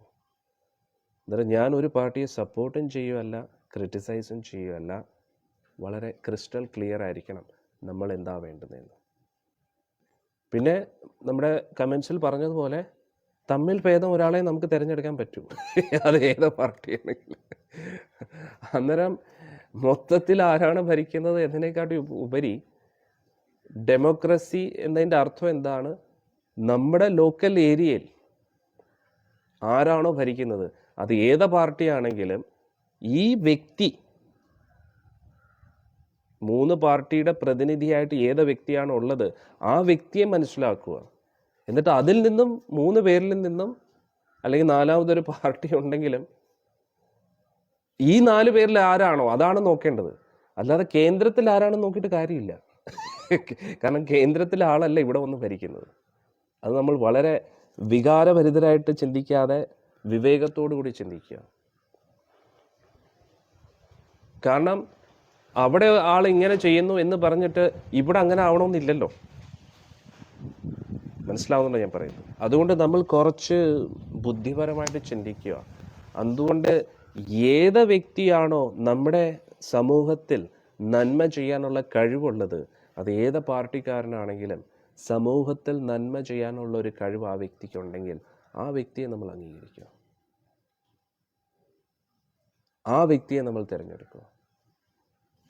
അല്ലെങ്കിൽ മൊത്തത്തിൽ ഇങ്ങനെയാണെന്ന് ചിന്തിച്ചിട്ട് കാര്യമില്ല. നമ്മുടെ ലോക്കലി ആ ഒരു പ്രദേശത്ത് ഏത് വ്യക്തിക്കാണ് അതിനുള്ള ഒരു കഴിവും അതിനുള്ള നിസ്വാർത്ഥതയും കുറച്ചെങ്കിലും മറ്റു വ്യക്തികളിൽ നിന്നും ഉള്ളത്, ആ വ്യക്തിയെ തിരഞ്ഞെടുക്കുക.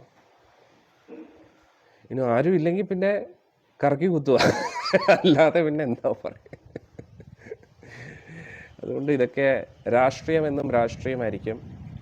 അതുകൊണ്ട് നമ്മളെ കൊണ്ട് പറ്റുന്ന രീതിയിൽ നമ്മൾ എന്താ ചെയ്യുക, കുറച്ചും കൂടെ ഫെനറ്റിക് ആവരുത്, വികാരഭരിതരാകാതെ നമ്മൾ കുറച്ചും കൂടെ വിശാലമായിട്ട് ചിന്തിക്കുക എന്നാണ് നമ്മൾ മനസ്സിലാക്കേണ്ടത്.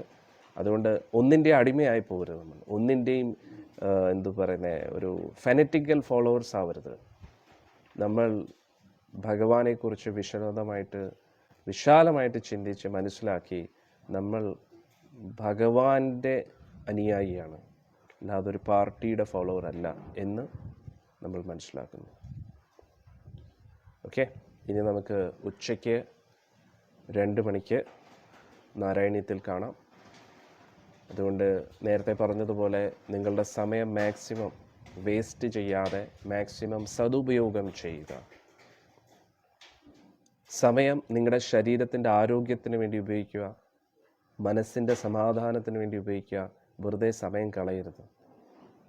ഒന്നുകിൽ ഭഗവാന്റെ നാമം ജപിക്കുക, അല്ലെങ്കിൽ ഭഗവാനെക്കുറിച്ച് പഠിക്കുക, അല്ലെങ്കിൽ ഭഗവാനെക്കുറിച്ച് കേൾക്കുക, അല്ലെങ്കിൽ നിങ്ങളുടെ കുടുംബത്തിൻ്റെ സാമ്പത്തിക സ്ഥിതി മെച്ചപ്പെടുത്താൻ വേണ്ടി ബുദ്ധിപരമായിട്ട്, കഴുതേ പോലെ പണിയാതെ ബുദ്ധിപരമായിട്ട് എന്തെങ്കിലും ചെയ്യുക.